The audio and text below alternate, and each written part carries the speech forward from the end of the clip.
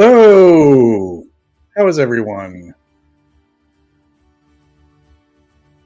Welcome to the 27th episode of Effluvium. It is March 21st, 2023. The time is now 7:02 p.m. Eastern Standard Time. Our guests for this episode are two independent perfumers who work with artisanal small batch perfume. And the first who will be joining us is from For the Scent of It. And we're going to bring him in shortly, along with Rachel, our now regular panelist. So Michael Schrammel of For the Scent of It, he will be one of our first guest panelists. And then following that, Anjali Vandermark, Anjali Perfumers. She'll be joining us at the top of the next hour. As usual, I'll be doing 3 first impressions, but I'm going to be doing a different type of series.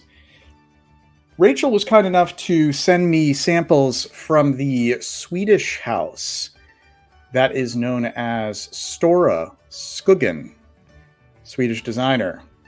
And we'll be doing 3 first impressions. One of Thumbsucker. Yes, the name is Thumbsucker. The second one is Fantome de Maules. And the third is Mistpouffer. So we'll get started with that shortly. We'll take a look at the comments here. Howdy. Hey, Brian. Tony, great to see you. Hi there, Mr. Clean. And hi there, Micah. Not in the know. Good to see you. And Boz, good to see you. Unfortunately, we have a known issue where I cannot see his comments, but I would like to extend a hello to you as well, Boz. Okay, let's get things started here. We're going to first do a first impression of Stora Skuggans Thumbsucker. So on the Stora Skuggans website, this is the description. It happened not for Thumbsucker, but just for Stora Skuggans, the brand. It happened many seasons ago. Of course, to explain it, you would have to be there. We had all been used to only the same smells, the same architecture, until the monsoon came. At first, we were weary. What did she want with us? But then we became dizzy. The allure became a way of living. Without it, we were dust. So according to the website, these are made by hand in Stockholm. The nose behind this first one, Thumbsucker, is All Hemmendorf. Spray this.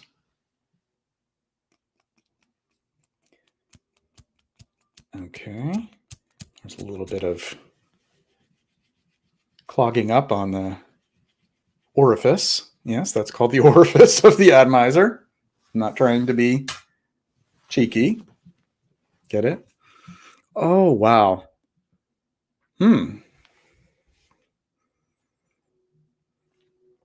Now, cherry is all the rage, but I haven't come across a cherry in a fragrance quite like this. It's sort of like a black cherry.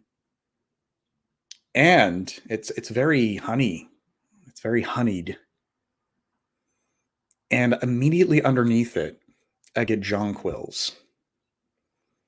And jonquils have this sunny disposition to them, but they have this dark side to them. Sort of like a barnyard kind of undertone to them. Which is why I think they smell beautiful, because there is this contrast between this bright, sunny, fragrant, floral, sort of like a cross between a white and a yellow floral, and then something that in scent chemistry are called cresols. So there's P. cresol, There's paracrystal acetate. There are different things that are used to put together a Narcissus Accord. And for many natural extractions, natural floral absolutes, they provide a foundation, but they're only part of the full picture, if you will. You know, they don't represent the headspace of a fragrance, of the fragrance given off a floral.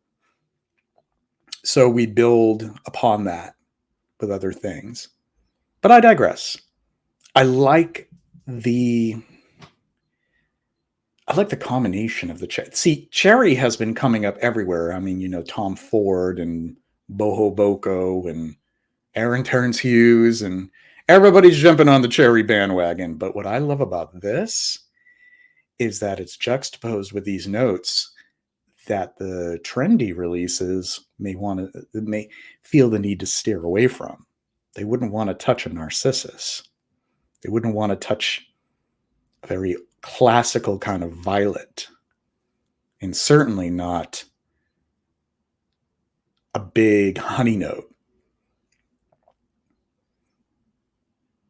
And it's kind of like there's like a bitter almond quality to it as well, which makes sense because of the cherry accord. The two are adjacent, bitter almond, cherry. And that's because of benzaldehyde, which makes up a large portion of what either of those accords would be, and is naturally found in bitter almond oil. I find this quite lovely. A bit sweeter than my usual taste, but I'll forgive that because the sweetness is juxtaposed with these more rough, aggressive, animalic kind of notes, and also that old school Parma violet that you just don't run into enough in modern mainstream perfumery. Of course, in niche perfumery, more so. I don't think that Thumbsucker was jumping on the cherry bandwagon, though. I mean, maybe. They were released in 2020. Was Lost Cherry released that year? I doubt that they were. I think that this is the choice of adding cherry to this was independent of the whole trend. I'm feeling that one. I like that one. I may be willing to put that on my skin. We'll get back to the chat here.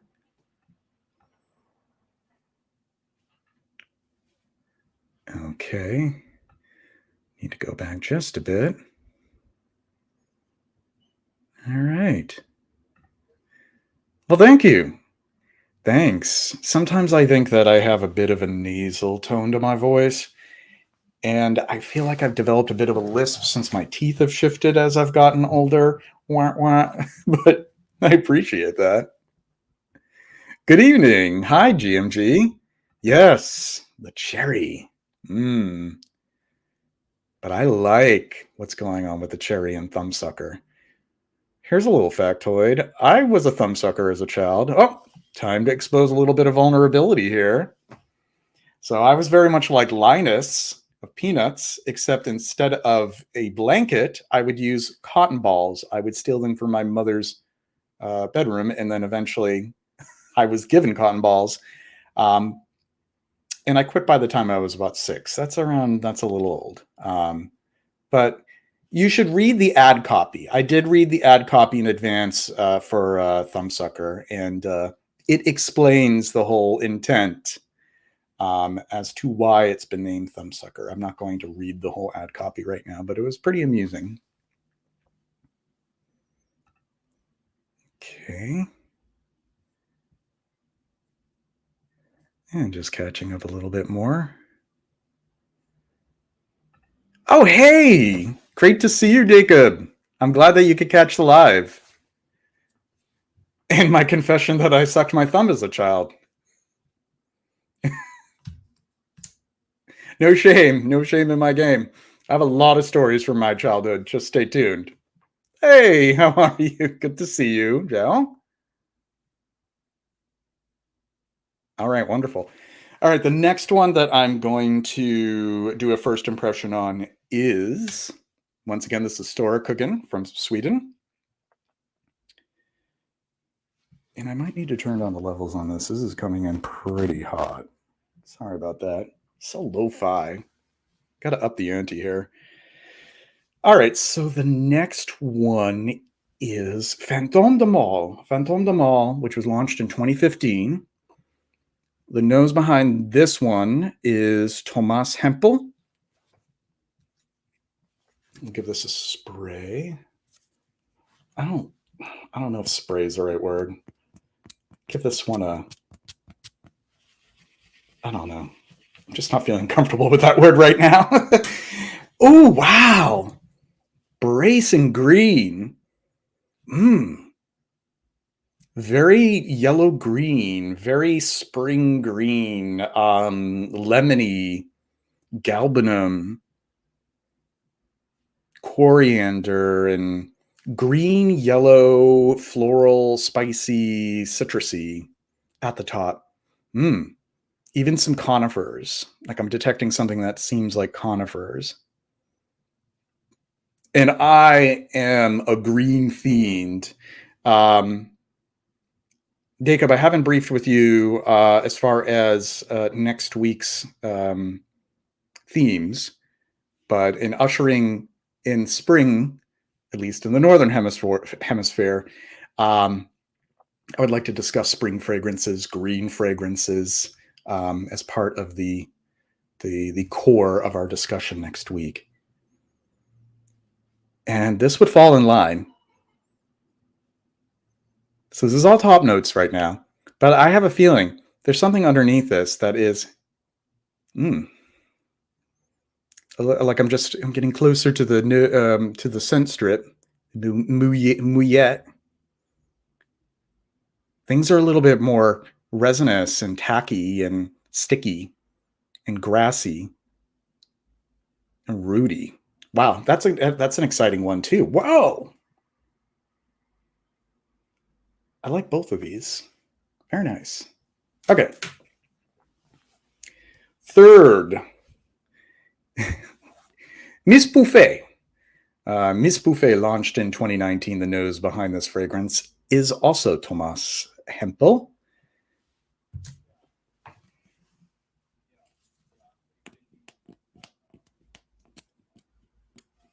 A little bit of a clogged atomizer here. That means the good stuff is in there. Some good ingredients causing that clogging. Ooh, wow. I'm picking that up before even putting this near my nose. Woo. Ooh, wow. Woo.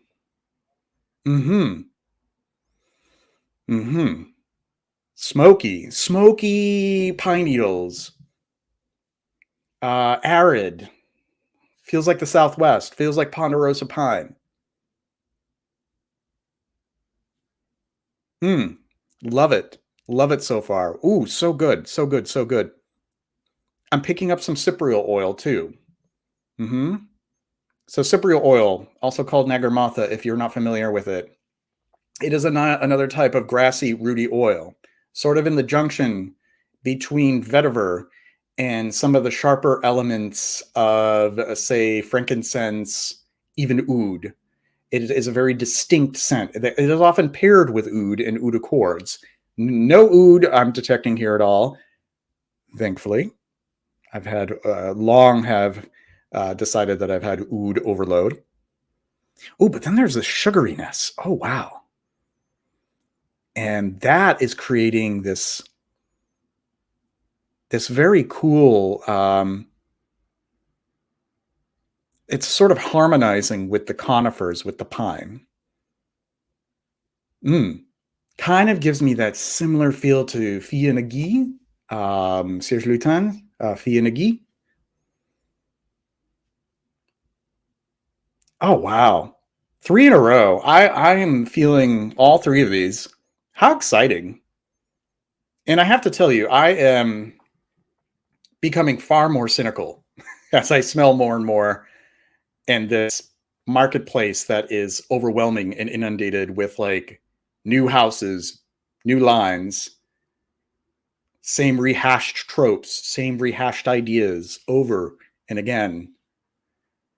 And I'm pleasantly surprised.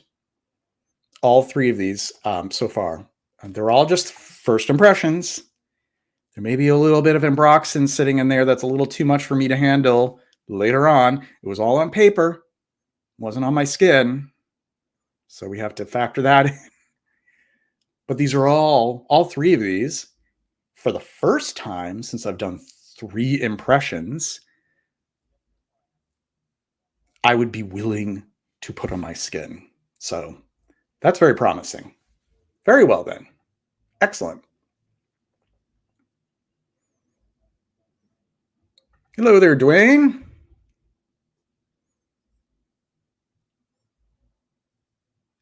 And just moving upward, going rewinding, going backwards in time.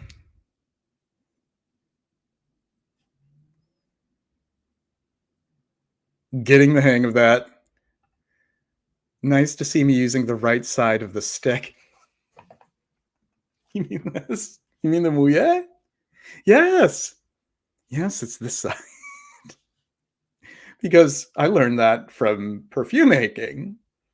So, yeah, the test strips you always generally use. Oh, I just lost one of the Stora Skuggans. I'm going to have to retrieve a Stora Skuggan here. Oh, yeah, you use this side. I mean, there's no rule. You shouldn't be, banished from society. You're not going to become a pariah if you use the thicker side. But yeah, generally it should be the more narrow side. You get that concentration, so you have a better grip. Because if you hold on to the other side, it's a little awkward. But if you do it the other way, that's fine. I'm not going to judge you. All right. Okay. And that was 3 impressions. We'll set those aside. Maybe halfway through, I'll decide to spray one of these on my skin. And so far, I would have a difficult decision here. I would have a tough time deciding which of the 3. I'm beside myself right now. I can't believe that I'm that pleased with 3 fragrances from a single house. Wow. All right. We're going to bring in Rachel, and we're going to get the conversation started. Hey. Hi, JJ. It's great to see you. Hi, how's it going? Well, I don't know if it's on my end, but there is some distortion in your sound, at least from what I can hear. So if folks in the chat can let us know if this is specific to my hearing it, or if you guys are hearing it as well. Just let us know, and we'll work out. I'll go get my earpiece and I'll fix it. Give me 1 sec. Oh, wonderful. Excellent. Hello there, my friend.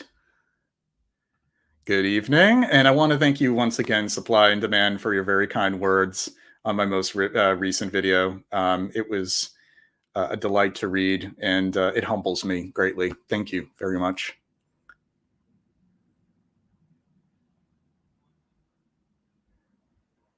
Yeah, like I said, no rules, no judgment. That's cool.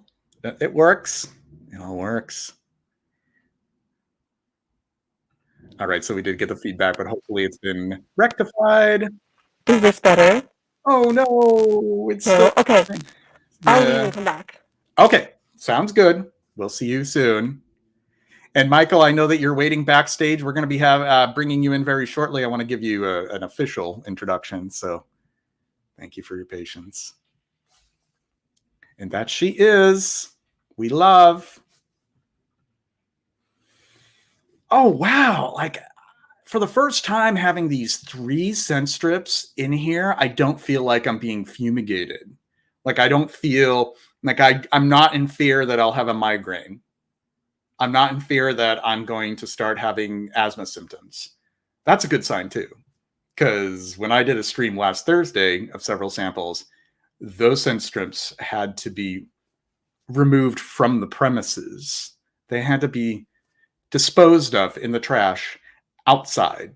That's how bad some of them were.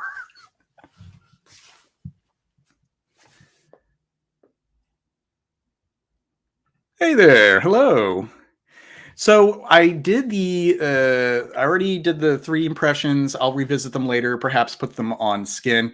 I did Stora Skuggans. I did three of them. I did Thumbsucker, Fantome de Maules, and Mistpouffer. Does anybody want to hear any music? I'm capable of playing music too. This is very high tech. We'll play a little something in the background. It's sounding very quiet right now. How about this?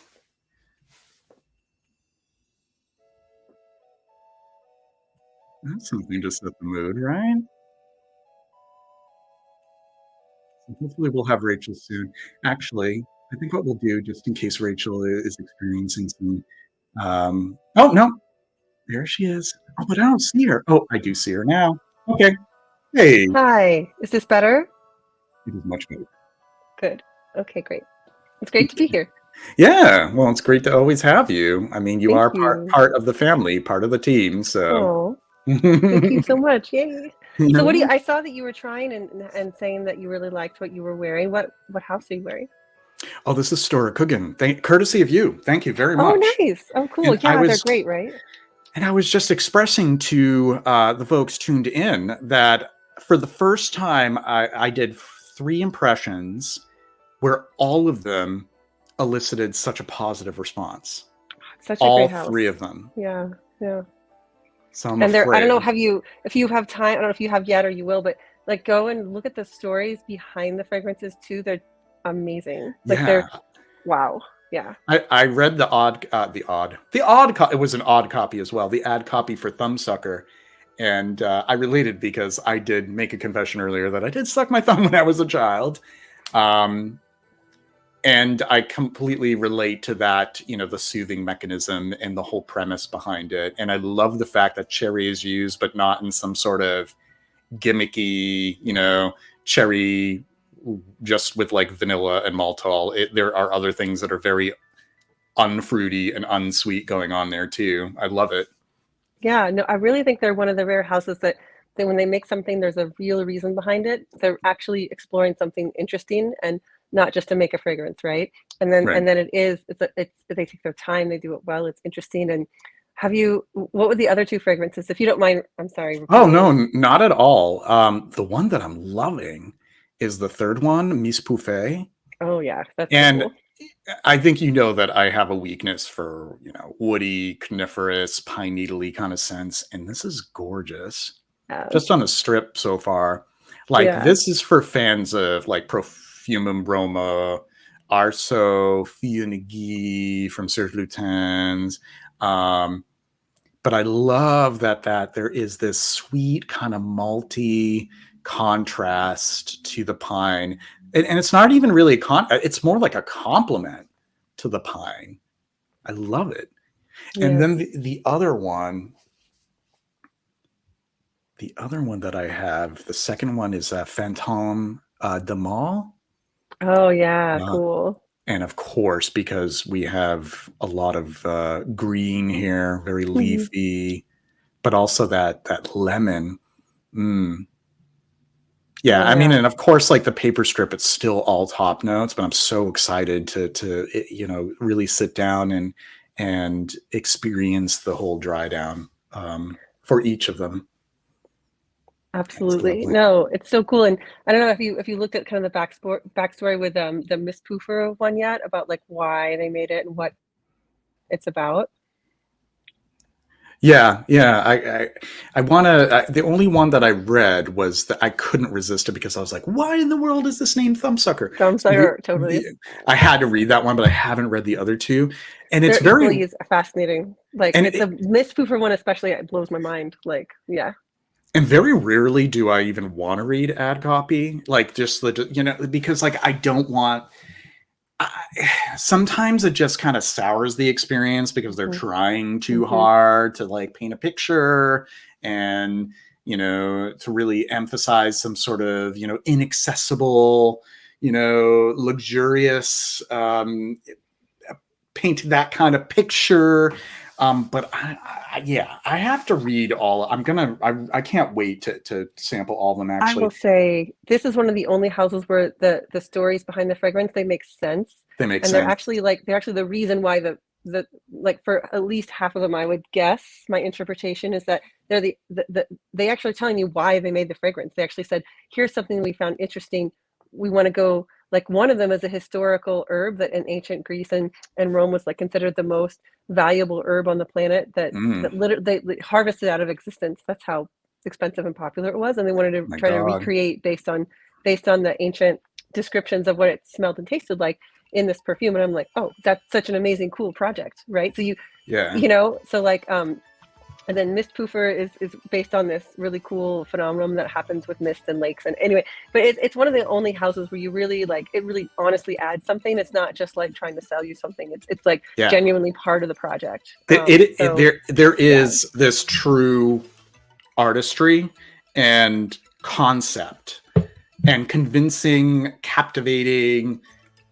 You actually want to read, like, at least for the one ad copy, you want to actually read and take in what their intent is, and that's not Exactly. always the case. Yeah, I'm excited. Yeah.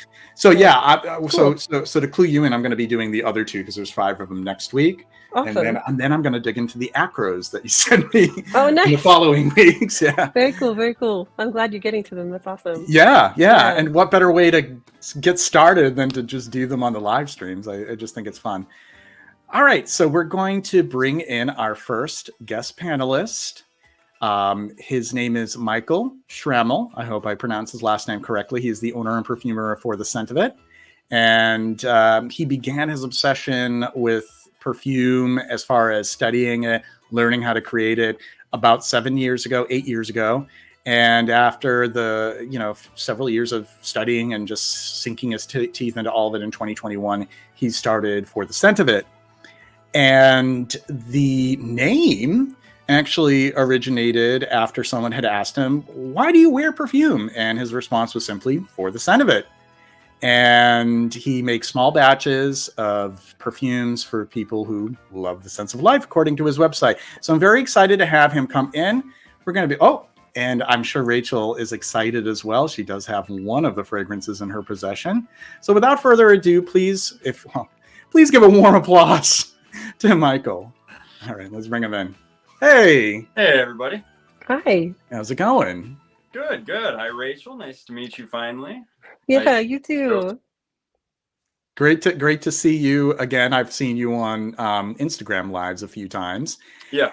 And I'm ashamed to say I haven't experienced any of your work, but I'm planning on doing that very soon. Yes. As I was doing a little bit of investigating on some of your creations, I am very curious. I would love to try them. But as part of the independent and artisan perfumer series that I'm doing here, I felt that there was a need for more of a platform for independent perfumers here on YouTube in the live stream realm. And I'm just very happy that you were willing to accept my invitation to join us. No, I appreciate the invite, honestly.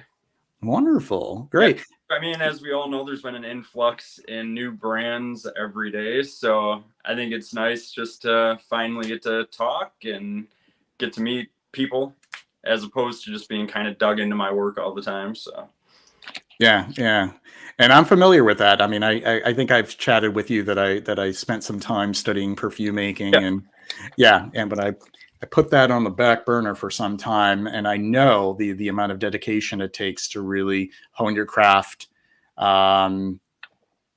It takes a lot of attention to detail and a lot of perseverance. That's the one word. Lots of perseverance. So it definitely does.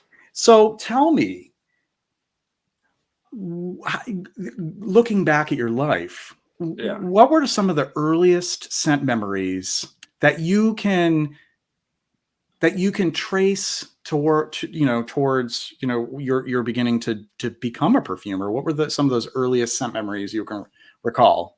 So my first scent memory is which I talk about it in the About Us and everything about For the Scent of It, is actually an oak tree I used to climb as a kid. Yes, I wanted to get to that. There's actually a little story about the logo that I wanted to talk about as well. Yeah, and that's where the logo comes from. So I wanted the oak tree because that is my first scent memory, and that was probably between like 7 and 10 years old, give or take. So I wanted that to be part of the logo because that, as far back as I can go, the smell of oak always triggers that memory. So that it just has this profound effect on me. So it was mostly that, I guess, that really like sparked. I mean, I've always loved scent, even as a kid. I remember just like the smells of cooking, the smells of flowers. We had these lilac bushes that grew because I lived in a small town of 1,500 growing up. Right. And there was a big field right next to our house. And there was these lilac bushes that grew right along the side every year or every spring.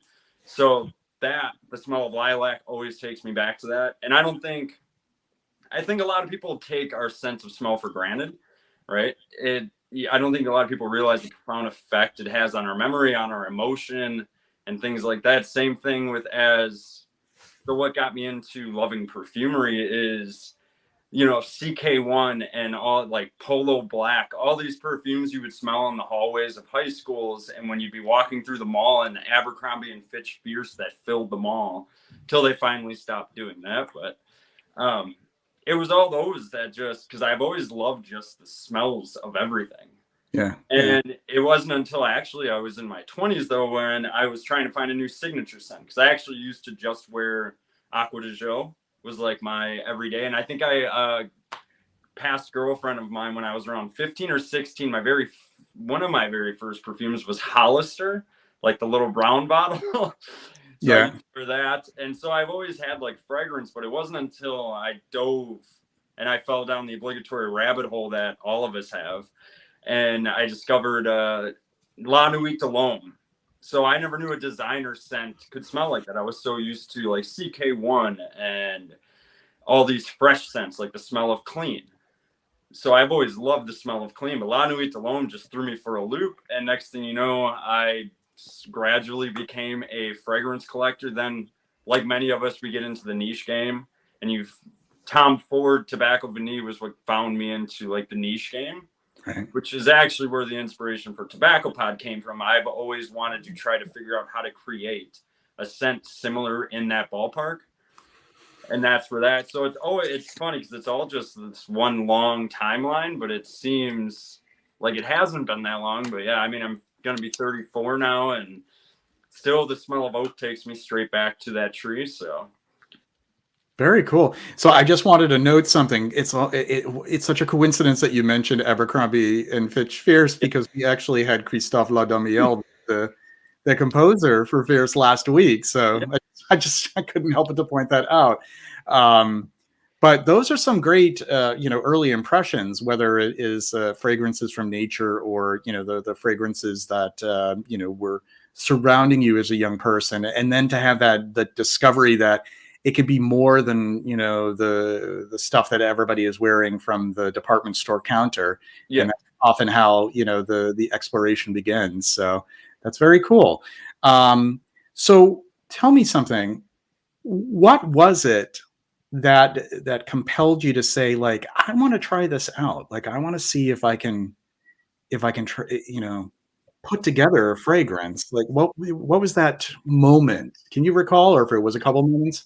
No, it actually was not me. So I accumulated a collection roughly of about like 120 fragrances. Yeah. And my now wife, at the time, this was 2015, she said, why don't you just try to figure out how to do it yourself? Yeah. I was like, you know what? Yeah. How hard can it be? I mean, I knew it was going to be challenging, but I wasn't entirely sure how challenging it was going to be. So I, like many independent perfumers, dove in with essential oils and fragrance oils.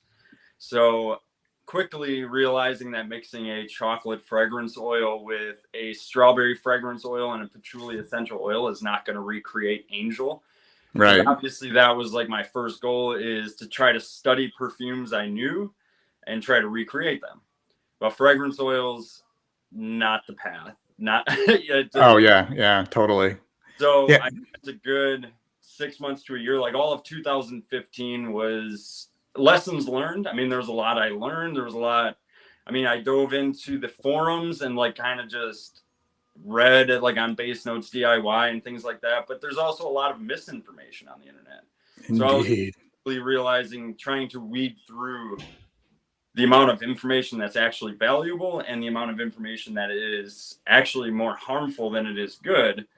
Like people talking about glycerin and perfumery and things like that. It's, you kind of learn. I quickly realized, all right, I'm going to have to figure this out on my own. I wanted to try to get into ISIPCA, but I don't have a chemistry degree. And at the time, they've changed it now. But at the time, you had to have a chemistry degree to get into it. So I would have loved to train under a master perfumer like Harry Fremont and things like that. But I didn't get that opportunity. So I started studying, obviously, a lot of old books into classic perfumery, but I wanted to create like a modern perfume. So I studied, obviously, the Good Sense Company was an unbelievable help. Just understanding how certain materials interact with each other, how to build accords from the ground up, and trying to start. Because you got to start from scratch. And I know a lot of people, when they get into this, they're hoping that it's going to be like I get endless messages, people saying, hey, what's the one ingredient I can add that's going to make my perfume smell good or last forever? And like, it doesn't work that way. Like, it takes balance, and it takes understanding of that balance. And that it was a lot to learn. I mean, that's why I didn't launch for the scent of it. I mean, there's a lot of people who start studying and within the year they launch a brand. And it makes me wonder, it's like, well, even after 6 years, Forbidden Fig was my first real perfume that I thought was worthy of anybody's nose getting at. Mm-hmm. And even that, even to this day, like, it's still one of my favorite fragrances I've created, but I'm still hypercritical of it. So if I would have tried to launch a brand in like 2016, for instance, you guys would have been smelling like a mixture of chocolate fragrance oils, and you know what I mean? So I wanted to really, I would never dare say that I'm like a master perfumer or a senior perfumer or anything like that. Like, I consider myself an independent perfumer and still learning as I go. Like, there's still plenty of stuff there's plenty of materials I've never smelled yet. I mean, as we all know, there are thousands of materials out there. So it's always a learning game, and it's a struggle. There's a lot of hard work. There's a lot of mistakes. It's costly, as you know, Joseph. I mean, it's not cheap to get into by any means. Yeah. Michael, could I just jump in real quick? Because you just mentioned Forbidden Fig. That's actually what I'm smelling right now. I have a sample of Forbidden Fig, and I'm really drawn to it. I think it's beautiful. It's really, I mean, on a heart note, you have fig pulp, and that is actually exactly what it smells like, right? Because there's many ways to make a fig fragrance, but yours has this amazing, realistic kind of like that pulpy part of the fig. It's not too sweet, but it's also it's really amazing. And I was actually just going to ask you. It's one of the things I wanted to ask you about is, I don't know if you would mind, because I know your fragrances can have a lot of ingredients in them, a lot of materials in them that you told me, we've talked a little bit before. Would you mind expanding a little bit on this fragrance in particular, and like how, like your view of fig and how you created the fig? Would you mind? Oh, not at all. So Forbidden Fig actually was a lot of trials. So that obviously being my first perfume, it started with understanding. So there's a material, stemone, that is kind of like critical. And it was, Joseph, do you remember not essential? Was it Essential Perfumes? Like the first really fig perfume prior to Diptyque, the same perfumer who made that one? Yes, Olivia Jacobetti. She did Premier Figuier, L'Artisan Parfumeur. And that was like a discovery. I don't know if she was, or if one of her her cohorts or her colleagues realized that the combination of a lactone with stemone gives that core feeling of fig, and that's where it all began in the 90s with that one. And then she did a more woody version, which I actually prefer a little bit, with Velocicus from Diptyque. So yes, so that was actually Jean-Claude Ellena's book. In the back those few accords. When I first read that book, I think that was like 2015 or 16 when I came across that book. And it was just like a bunch of these little accords. And I've always loved fig. So it's very seldom that up in Wisconsin here that we actually get fresh fig. But if we do, that first time when you slice open the fig and you smell that white rind that surrounds not just the fruity center, but it is this bright, delicious, like vibrant green.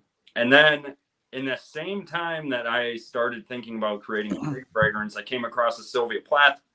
Well, it's not really a poem as opposed to like an excerpt from a book called The Bell Jar, where she talks about the challenge, like life being symbolically a fig tree. And she finds herself sitting underneath this fig tree, trying to reach for one fig. And each one of those are different paths in life that she's trying to decide on.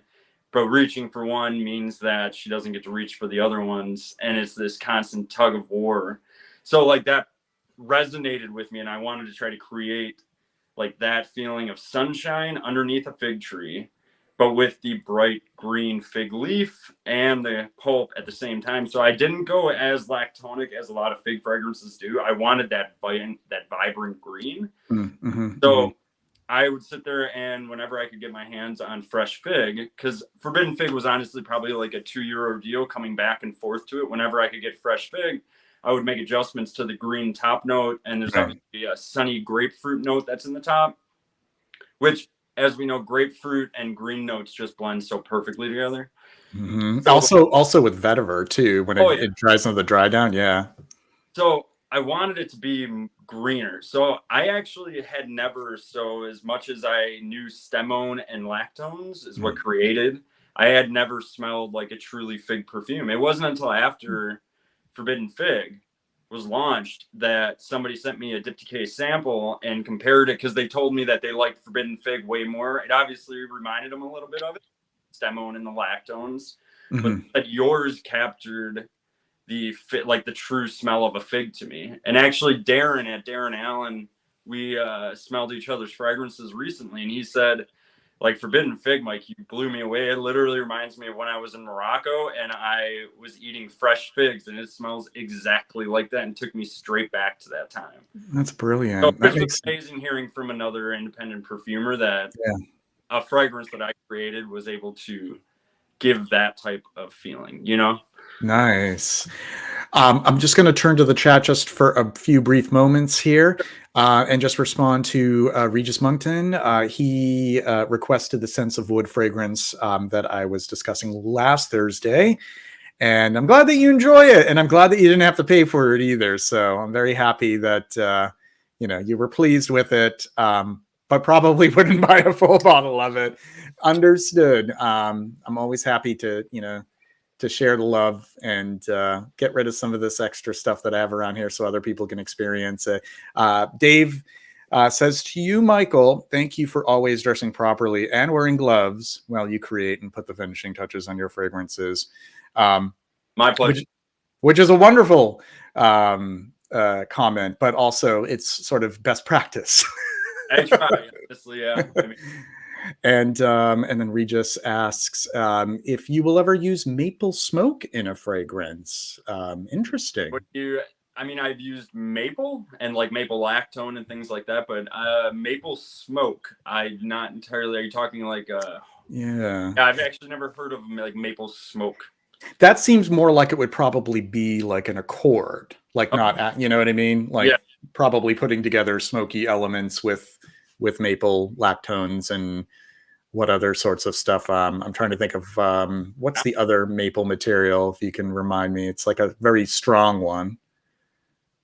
Are you talking about the maple lactone? That's pretty strong. Yeah. That's probably just what I'm thinking of. It literally smells exactly like a maple donut, and it's potent. I actually have that sealed away through 5 different containers because it literally, it's so potent. That's the one that I think I was thinking of. Yeah. And I guess you could also build it with like maybe fenugreek or something. There's a lot of other things that can bring out maple quality, but it sounds like a cool idea. We have a super chat here from Dwayne. Thank you very much for the $2 super chat. How much of a mess is it to mix your own oils? Would you want to take a stab at that? It depends how messy you are. I mean, so when I first started, I actually did a post, I think this is last fall, because I noticed like an uptick because I kept getting messages about people asking, they would send me like this big list of what they were going to purchase. And a lot of it was like magnolia fragrance oil and like hyacinth fragrance oil. And I always warn people like, yes, you can kind of learn a little bit using fragrance oils, but you don't really know what's in them. Even if you use it or you look at an SDS, you can see what's in it, but you have really no control. So there's a reason why perfumers, essential oils themselves are like a perfume, right? So you think about it like essential oils that have anywhere from 100 to hundreds of molecules that make up the aroma. So what perfumers try to do is, instead of using, I mean, you can use essential oils to boost certain notes, or if you want it to be like a central accord, but instead of using just rose essential oil, you can use just citronellol, because you just want that aspect of a rose, right? So when it comes to how messy can it be through your own oils, it can become a mess, especially, I mean, I don't know if you're saying messy like mentally messy or messy. Yeah, I was thinking that too. Like, yeah, I definitely know when I was blending, it was mentally messy and physically messy at times, but the confusion too. I'll never forget, I had a formula when I first started out that wound up being, I think, like 120 ingredients. And I remember just being like, where are you going? Because that's the thing I've been trying. And like Jean-Claude Ellena was kind of an inspiration. Quentin Biche. Right. I think that's how you pronounce his name. It is. Yeah, like Quentin Biche. And like simplifying formulas has been like Forbidden Fig. It started out really large, and gradually I started to understand, okay, like when you're adding materials into a fragrance, right? So you're formulating, if it does not need to be in there, take it out. And that's what I've kind of, as the years progress, that's what I'm learning is, if it does not have any impact on the final aroma, or even if it has such a subtle impact that even to anybody's nose, they're really not going to notice it, then try to simplify the formula so that it's more like clear-cut, streamlined, and I think it ends up having a bigger impact, right? So like Forbidden Fig, I could have overloaded it with more green. I could have overloaded it with more lactones, but finding like that perfect balance where everything resonates, harmonizes, and when it sprays through the air, it just smells like one unit, right? As opposed to, I mean, there are top, mid, and base, but I thoroughly enjoy being able to try to make not linear fragrances. I mean, linear fragrances are nice, but trying to like figure out a perfect balance where you get bits and pieces of everything. Because truth be told, when you smell the top note of a perfume, you're still smelling the base notes. It's just the top notes are helping to mask some of the harsher mid and the base, and it's all about the evaporation profiles, right? So, and that's what I think a lot of people forget, like, because you can blend a bunch of stuff together and you can get lucky. Happens, but understanding their evaporation profile, their impact coming off the skin, because it can smell great on a blotter. The second you spray it on the skin, sometimes those top notes disappear so fast and you don't even get to enjoy like grapefruit or orange because it's just gone. Yeah. So how do you make that, if you want a fragrance that like Forbidden Fig, how do I get that green to last further into the dry down so it's not just a quick blast of system on like stemone and it's gone in 10 minutes. You know what I mean? So sort of like a little it's like a game of trompe le nez. You know, just giving the illusion that it's sustaining through the dry down. That was always like the big challenge. Yeah. Somebody asked me, and that's just like a little trick I did with Wasteland Warriors. So people ask, like, how did you get the blood orange note to last so long? And it was using different materials such as like geranium, right? So that's obviously not in the notes listing, and this is what I always explain to people too, like, oh, I smell this in a perfume, but it's not in the notes listing. People have to remember the notes listing on a fragrance is really what the perfumer or the company, the marketing, that's what they want you to smell, and that's what they're hoping that you pick up on. But a lot of people's noses, especially people who smell a lot of perfumes like Joseph, Rachel, you guys will pick up on stuff that's not on the notes. and it's probably in there. It's just part of either another record, for instance, or it's kind of not. I don't like using like gap fillers or modifiers, things like that, but it's there for a reason, right? And that's what perfumery is. I think perfumery is all about like reason. It's all about finding like a perfect reason for why you're making this fragrance, a story, an inspiration, and then letting the customer, for lack of a better word, or the person who's experienced the perfume, being able to feel what you're trying to portray, right? So, Michael, it's so interesting that you just mentioned Wasteland Warrior, because that's actually what's on this strip, right?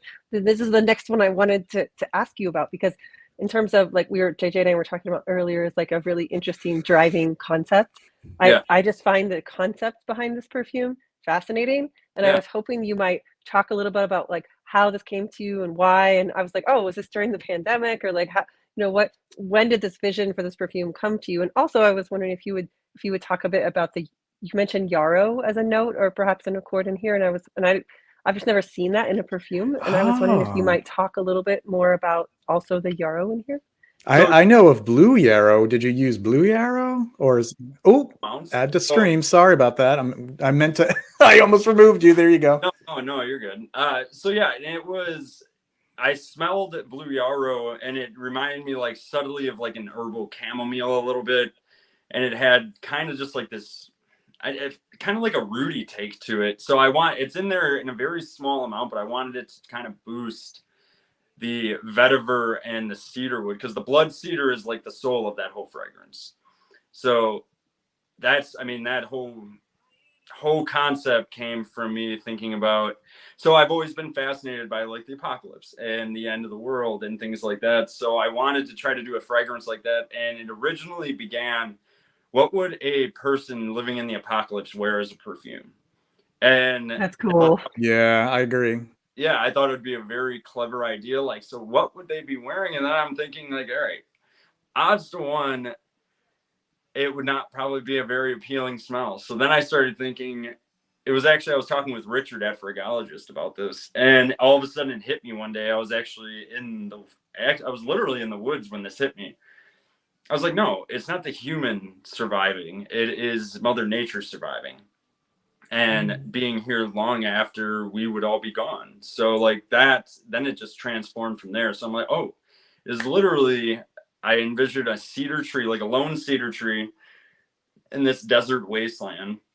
The sun is obviously no longer the sun because the apocalypse happened. And then who knows why it happened, but I had this envision of the sun being a completely different blood orange color, which led to the blood orange top note. And then I envisioned just like this dry, rooty, scorched soil, which is where kind of the vetiver comes in. Because when I smell vetiver, I think dry, I think just dirty. As much as vetiver can be clean, it can also smell very much like dirt. And I wanted to try to encapsulate that image into a fragrance, but I wanted that blood orange to really last. So it was a trick of trying to play with like geranium and different actually variations on geranium. Like I tried geranium Africa, geranium Egypt, and geranium heart from Robertet. And that's what you do is you play with all these different ones. And obviously the one from Robertet was a little different because it's got more of the valerites in there, which gives it more of kind of like a blueberry note.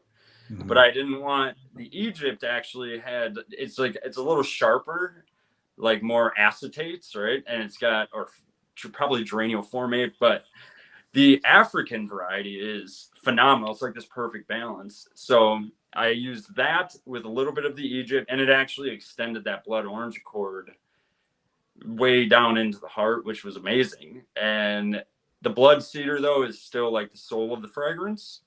And that was the idea, is like that represents nature. There's vetiver bourbon, Haitian. So it's a very because the formula wound up being over 65% all natural, which, as we know, natural perfumers deserve all the credit, in my opinion. It is so hard to do an all natural perfume, and I would never ever take that away for like the natural, like Providence Perfume Company, things like that. Like they make amazing perfumes, and mind you, isolates now help a lot, as opposed to like when you're just blending essential oils only. and absolutes. Now that we have isolates and all these different natural extractions, it definitely can expand the palette for natural perfumery. But I wanted Wasteland Worry to really just be all about nature. And it's surprisingly probably one of my favorite perfumes. And I think a lot of people, it resonates with a lot of people. Yeah.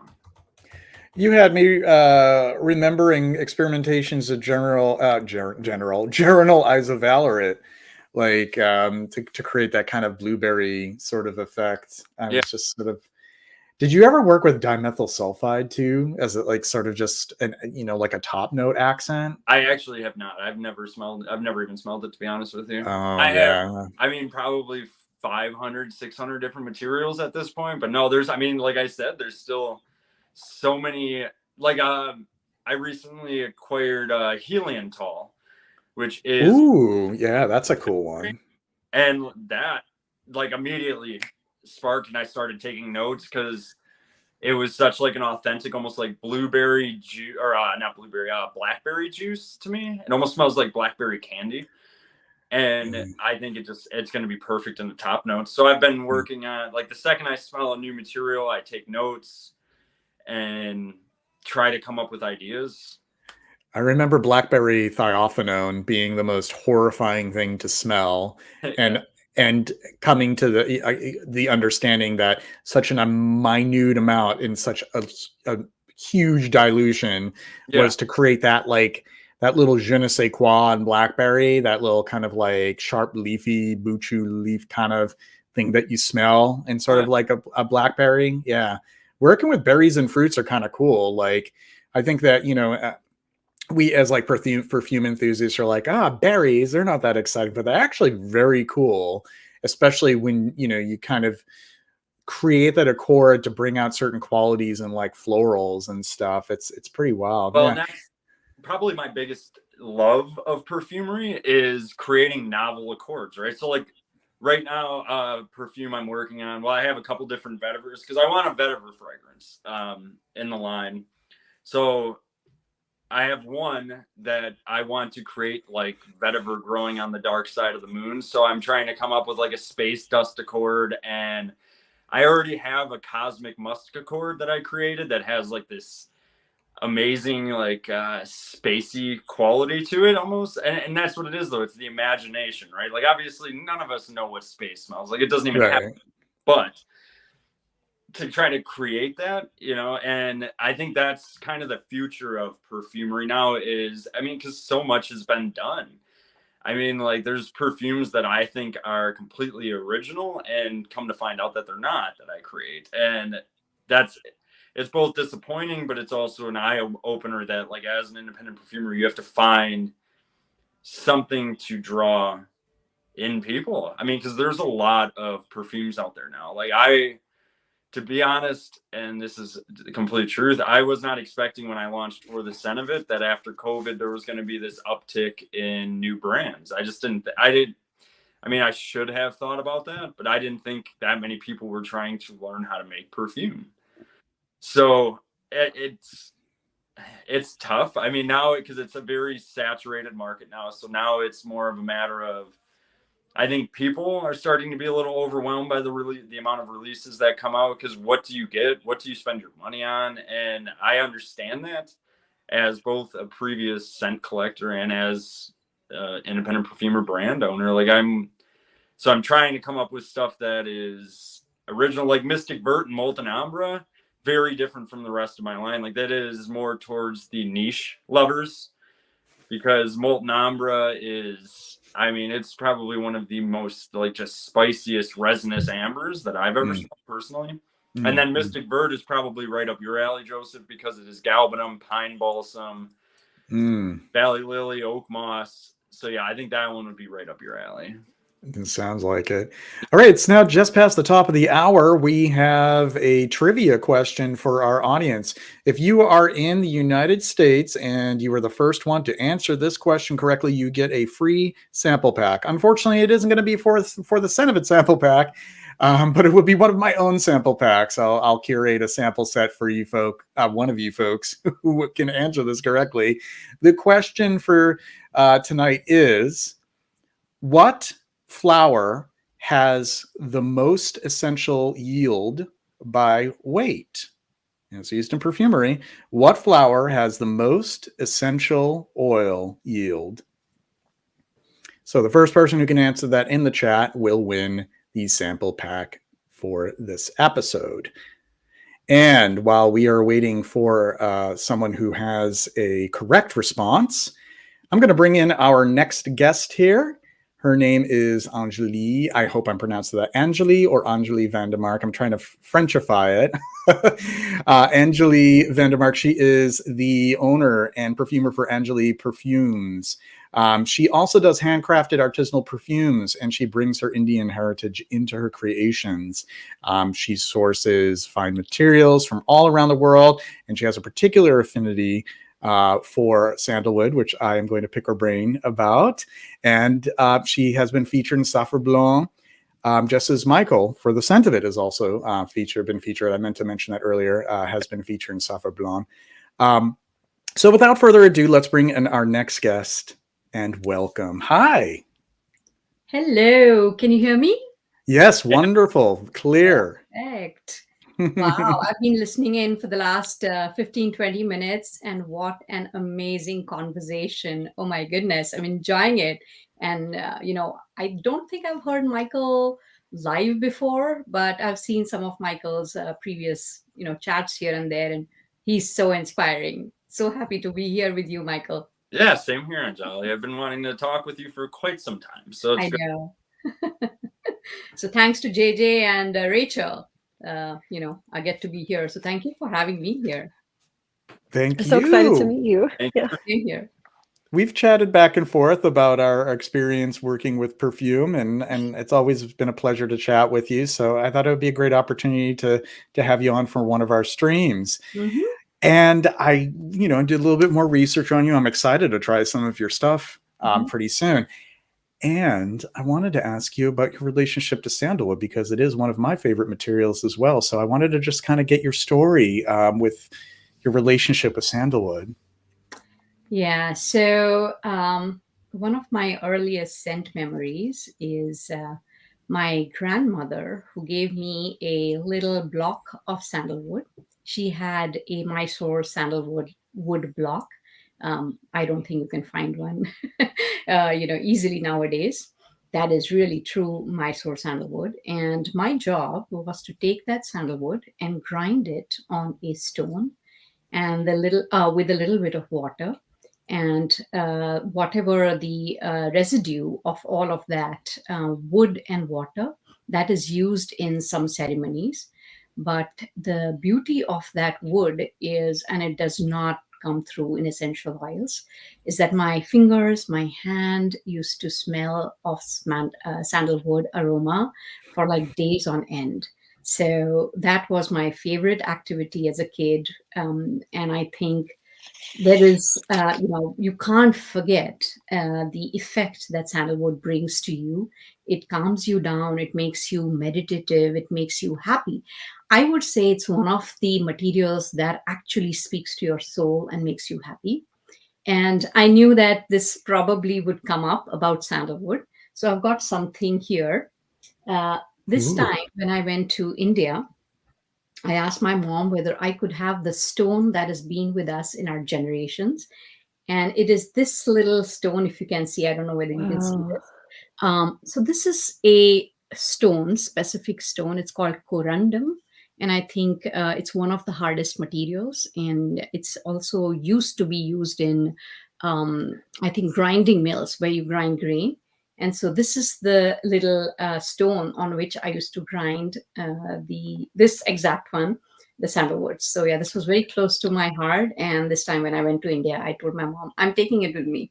So yeah, that's Wow. my sandalwood memory. It's beautiful. It's beautiful. Yeah. Yeah, I love that. JJ, I think you're muted. Sorry about that. I actually have a question for both of you. Take two. I wanted to ask both of you. We'll start with Michael since I meant to ask him this question earlier. I know that you mentioned Harry Fremont. You also mentioned Jean-Claude Ellena. Would you consider them two inspirations, or what other master perfumers would you consider to be inspirations for your work? And I'll also ask that of you as well, Anjali. Yeah.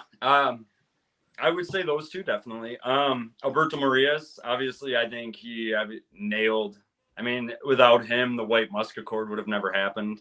And yeah, so those three are probably. I mean, Quentin Bish, what he's been doing recently, I think is groundbreaking, and the way he's utilizing just these. I mean, obviously they're captives, so I can't really smell, and I don't know exactly what impact Akigala would truly has on a perfume, because I've only been able to assume that's what I'm smelling when I'm smelling a fragrance, because I've never smelled the raw material.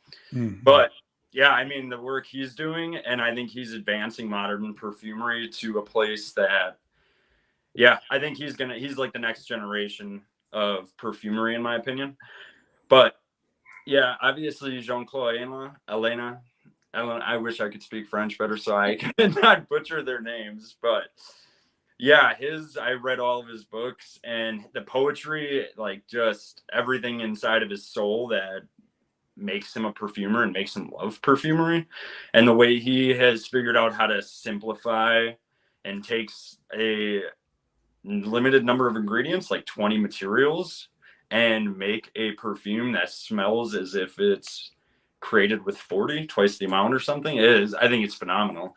So yeah, that, and yeah, Harry Fremont with Michael. So like, I remember when I was younger and I first smelled Michael for Men from Michael Kors. I think it came out in 2001.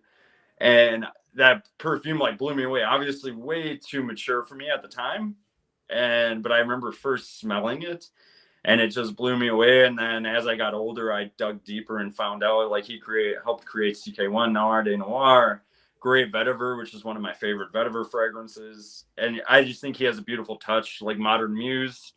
He makes really just phenomenal designer fragrances. And as much as designer kind of gets a bad rap sometimes, especially nowadays, just because niches become so big, I think designer is just as difficult to create, because you have to really make it something that's sellable and that many people are going to enjoy, which I find inspiring, because that's kind of what I try to do with For the Scent of It, is create stuff that is both welcoming to all, but at the same time, a niche collector is still going to enjoy it. Right.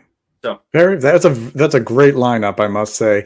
I also wanted to keep the comment up here. I did see you applauding Anjali from behind the scenes there. So Shruti says she also has a sandalwood stone, and she uses it to create a face mask. That's amazing.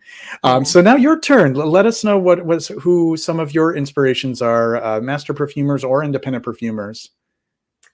I want to, before I talk about perfumers that have inspired me, I just wanted to tag along with what Michael said. Yes. Obviously, Alberto Morillas is also one of my absolutely favorite inspiring perfumers. I follow him, and even though he kind of posts in, I don't know what language, I think it's French, right? So I kind of translate it in Instagram and try and see how master perfumer's life is, and kind of he's very inspiring.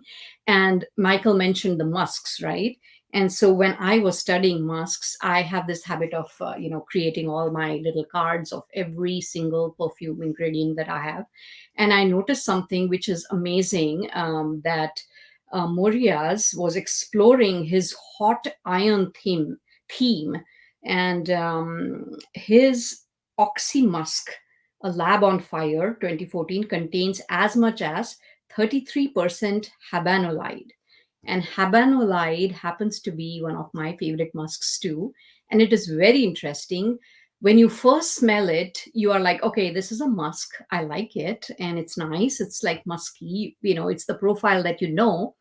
But the moment I read, and it doesn't occur immediately on its own when you smell it, but next time, if you have access to this musk habanolide and try and smell it, maybe in a dilution, the the feeling of hot iron is unmistakable. So that was such a delight for me to also learn from a master perfumer that, how they associate different, notes with different ingredients. And I think this is one of the things, being a perfumer, almost all of us can, smell different notes, understand what they make you feel like.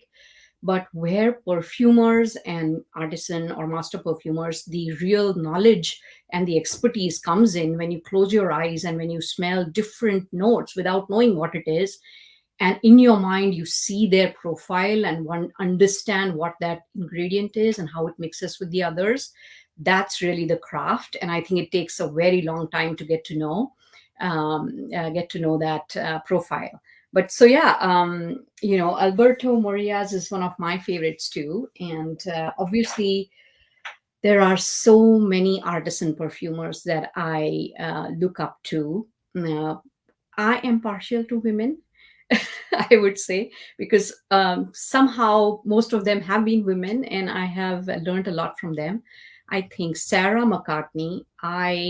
So Sarah McCartney has a very interesting set of perfumes, which is sold by Scent Trunk.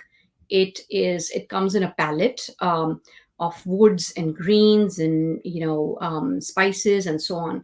If any one of you have not tried the way she makes perfumes, I highly recommend going on Scent Trunk and buying that palette. It's beautiful, and it actually shows how Sarah is one of the minimalist perfumers. So she's an artisan perfumer. She uses some of the ingredients in a very, very interesting way. And she will add just a touch of some of the, natural materials, but the way she blends them with synthetic compounds is just phenomenal. So I think she is one of my big inspirations. Then obviously, Dawn Spencer Hurwitz, Daniel from Saint Clair Scents. She's also amazing perfumer. Obviously, quite a few of you have heard about Gardener's Glove. I really liked her Frost, which quite a few people have mistaken for frost as in snow, but it's a perfume that is made not in memory, but to inspire the poet Frost, who happened to live in the parts where she resides. And so that is a beautiful exploration of what a concept of a perfume can be, built from a poem or a person. So it's not about just the note, it's about what the concept behind a perfume is. And I think she's done it remarkably well. And I think, I'm missing out on so many names, but these are the perfumers who inspired me. But I also have something entirely different that has been inspiring me a lot. And that is the way I was brought up in India. I was born there. I was raised there, and some of my learnings or the notes or perfumery did not come from a perfumer, but from day-to-day living. And if you have time, I would love to share two little things. I've got these images here on my computer. I don't know whether I can share them through this system. StreamYard, I'm not very conversant with this software, but I would love to show you two things. One is cow dung pat, and I'm sure quite a few of you know it. But the way cow dung is used or used to be used, actually it's still used in many villages, and how that has influenced my perfumery and also vegetables. And if, like Shruti mentioned about she knew sandalwood, and I'm sure she will, know about these two things that I'm talking about. So when we have time, I would love to share those images with you and talk about what they mean to me and how they inspired me. Oh, that would be wonderful. Unfortunately, StreamYard doesn't allow for other people to share. I wish I could do it on your behalf. I don't know if there's any way for you to be able to otherwise. It does say present here. I don't know whether I. Oh, maybe you can if you have a present option. Mhm. I don't know. I mean, I can present from my. Yeah, I mean, if it is possible, if you do have. I don't Uh, want to hog the conversation, though. well, you could share them as we're just, just to have, have them come up as we're chatting a little bit more. As you do that, I mean, I do want to mention that we do have a winner for the for the giveaway. The answer to the question, the flower with the highest yield of essential oil is ylang ylang. And there were a lot of good answers here. I'll go through them. And then we have a super chat for Michael. Here are some of the answers that we had. Lilac, which is a good one. Lilac does not have an essential oil, though. Lavender has a very high yield, but it actually is a whole herb. It's rather than just the flowers, but also the herb as well. And it's actually still a somewhat lower yield than ylang ylang. Carnations, a lot more expensive. It's a solvent extracted absolute. Jasmine, rose, a lot of good answers here. Lily of the valley cannot be extracted out of nature. Iris is, we have the root, the butter. Geranium is the leaves, not the flower. Neroli is very expensive, very low yield. But with camellia, more of a fantasy note. Very few camellias have a scent. So the winner, though, let me bring him up, is Dwayne. And he got it correct. And we'll have that certified by showing that he answered. And Dwayne, just hit me up with your information. We'll get a sample pack out to you. And then next, before we continue the conversation, we do have one super chat for Michael. Michael, what do you consider to be a flagship of your house? That's a tough question there. Yeah, that's a really tough question. I mean, Forbidden Fig is probably never going to go anywhere. I mean, because I'm going to try to, I don't want there to be like 20, 30, 40 fragrances and for the scent of it. I think it's just too much. It's too much to handle as an independent perfumer, for one. And I think as somebody trying to buy something, it can be overwhelming being like, which fragrance do I choose? They all sound good. So I want to try to keep everything limited. Forbidden Fig, I think, will always be there. I don't think it's ever going to go anywhere. Same with Creme de Bergamot. I mean, that one's one of my favorites. It throws people for a loop. Some people think it smells very citrusy. Some people think it smells creamy, but on a lot of people, the Jasmine Absolute really shines on there. So like that. Yeah, I think they're all flagships, honestly, because they're all, I've spent so much time working on all of them. I think that they're all truly, I mean, because here's the thing about independent perfumers, and I'm sure actually even like big perfumers, when you get like a bad review or somebody says it's not really for them, it's amazing how much we all take that to heart. Because even though you can have hundreds and hundreds of reviews of people saying they love it, it's always the one that we all focus on, like, well, why didn't they like it? Should I change it? Is it good enough? Should I get rid of it? And by all means, everybody feel free. Like, if you don't like the perfume, I'm not saying anybody don't do that, but as an independent perfumer, and I'm sure Anjali can testify to this, I think every fragrance ends up being something that just you hold dear to your heart. I mean, because it's so much effort and it's so much energy and it's a lot of money that gets into it. And especially if you're trying, like with Anjali and how she has to access materials, because I know she likes to try to create stuff that takes her back to India. So I imagine her sourcing is probably different than my sourcing, trying to find materials and trying to get a hold of a specific note. Because I know she's working on a mango fragrance that's going to be coming. Mm-hmm. And I imagine as a perfumer, I'm well aware of creating that lactonic, very interesting, very unique mango smell is not easy. So I'm sure she has been working very hard trying to figure out how to capture that essence. So that's sorry, go ahead, Rachel. Oh, no, I just wanted to jump in really quickly and just that I really am so curious to ask you about your sourcing of sandalwood, because I'm really interested about, how do people even source sandalwood from India today? And do you do that, or do you source your sandalwood from Australia? How do you figure out if the sandalwood has been adulterated, which I understand is an issue? And then what are you going to do, in the future? Like, I know Farnesol is going to be restricted in the future, which has a big presence in Australian sandalwood. And I'm curious what you think of, like, like for me, Australian sandalwood is a bit more incense-y and a bit more masculine kind of feeling. And I'm curious how, like growing up in India, how if you feel like there's a huge difference between the sandalwood in Australia and India, and just everything about sandalwood. I guess I just want to know everything that you think, and I'm so excited to try your fragrances. And I know, like how molecules can mimic beta sandalol, and do you use replacers for sandalwood? And I'll shut up now. I just let you talk. Thank you. Excellent question. The most interesting thing that happened to me with sandalwood, and again, something that Michael said, Michael, I absolutely agree with you. We focus on the one person who said something about a scent, and that made me think a lot about, am I using too much sandalwood? Because someone came to me and said, this is too sweet. I don't like this sweet sandalwood. And I was like, okay, and that's when I launched, that was my signature, right? My sandalwood was very much there in my perfumes. But sadly, Indian Mysore sandalwood has been harvested to such an extent that it is not really available and if it is available, it's only through government sources.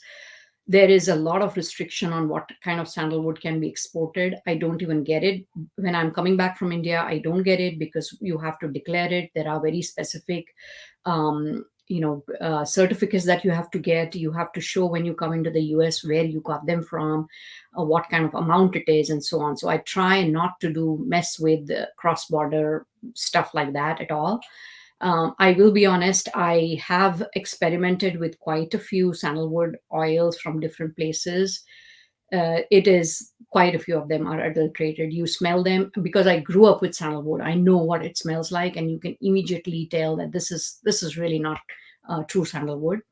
But Perfumer's Apprentice does have a Mysore sandalwood that they sell.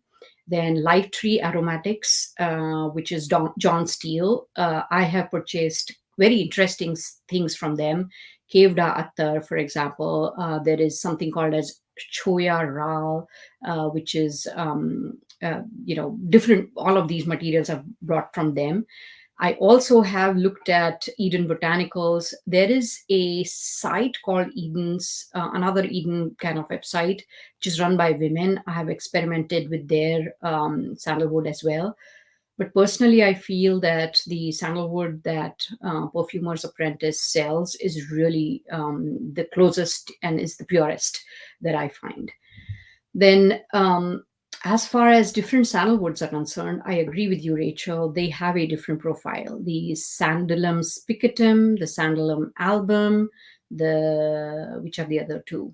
They'll come to me. I'm just like blanking right now in front of the camera. So there are certain varieties of sandalwood. They do smell different, just like vetiver. The Haiti vetiver is very different from, it's vetiver, but to me as a perfumer, they are very different profiles. Like sometimes I don't want to use Haiti. Sometimes I don't want to use the Indian vetiver at all. So yes, there are scent profiles. I would say, here's what I have. When I launched, I did launch with a lot of sandalwood, but I will say my thought process as I'm growing as a perfumer is now changing towards sustainability and who I am, what I want to, what my brand should be, who I am, and what I want to do for the planet Earth, and how I want to be a sustainable perfumer is becoming absolutely critical for me now.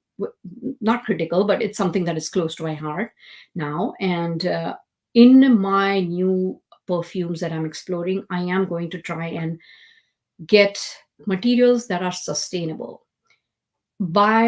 Artisan perfumers sometimes, not always, feel that if they use the best original, the most amount of naturals, their perfume gives a lot of punch and it's authentic and original and it's 33%.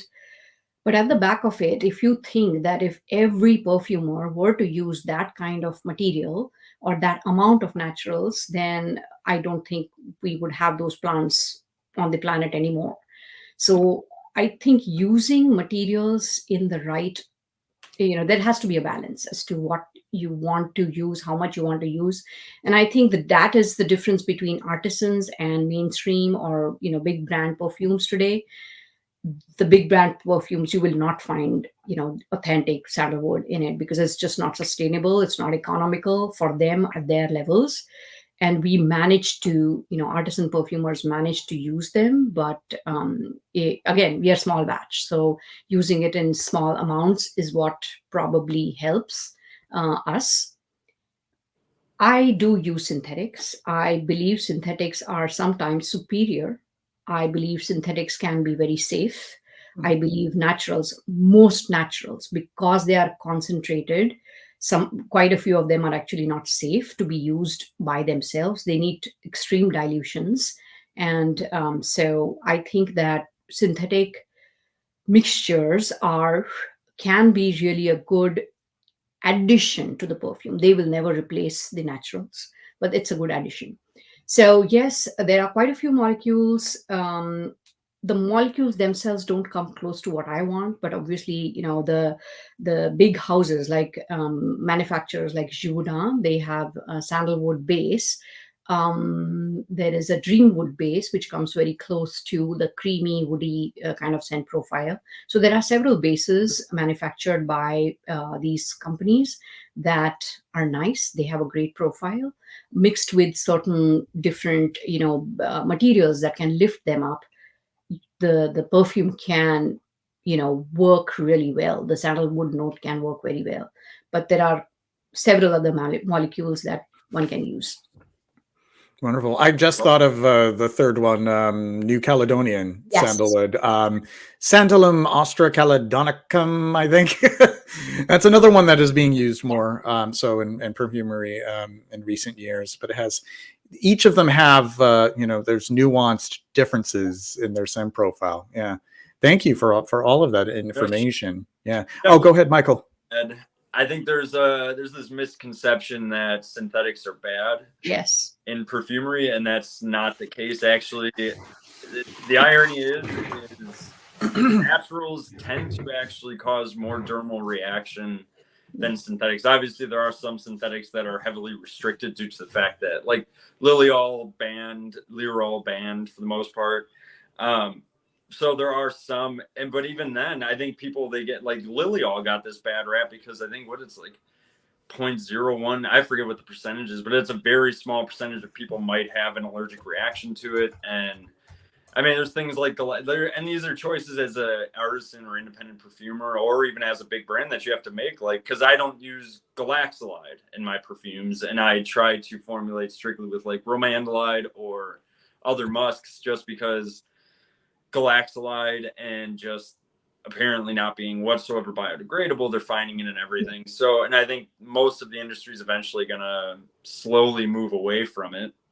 So when I first began, I had galaxolide, and then within a year or two, I completely just stopped formulating with it and just learned to not use it. Despite galaxolide, mind you, gives you some of the most amazing effects in perfumery that are irreplaceable.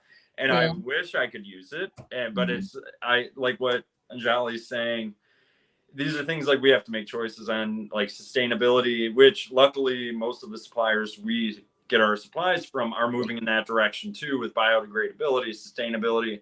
So luckily we can kind of ride their coattails because we have no control over the ingredients. And I'm sure Anjali has had similar issues with the supply chain is running low because either there's not enough people working, there's not enough supply, things like that, or whatever the cause for why a lot of materials you can't even source from Perfumer's Apprentice, Perfumer's Supply, which is hard to find right now. So you have to try to work around that. And there's a lot to juggle, and especially with Anjali trying to maintain and try and be sustainable. That's another thing that you try to keep on your mind the entire time you're formulating. And so I got into this, thought process about synthetics versus naturals. And a part of me was like, you know what? I want to create something that is entirely synthetic, just to see how it smells like. And while I was making an accord, so I have these different accords, that I make for a perfume. So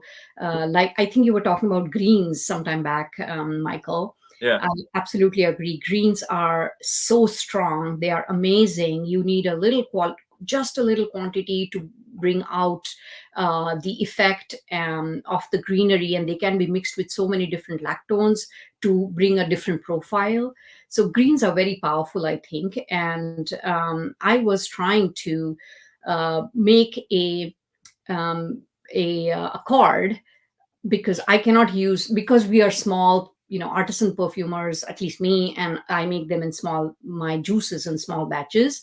For me, I have to dilute the green to a certain level that I can add to my juice. Otherwise, even if I add like 1 gram of stimo on it, things will just go haywire.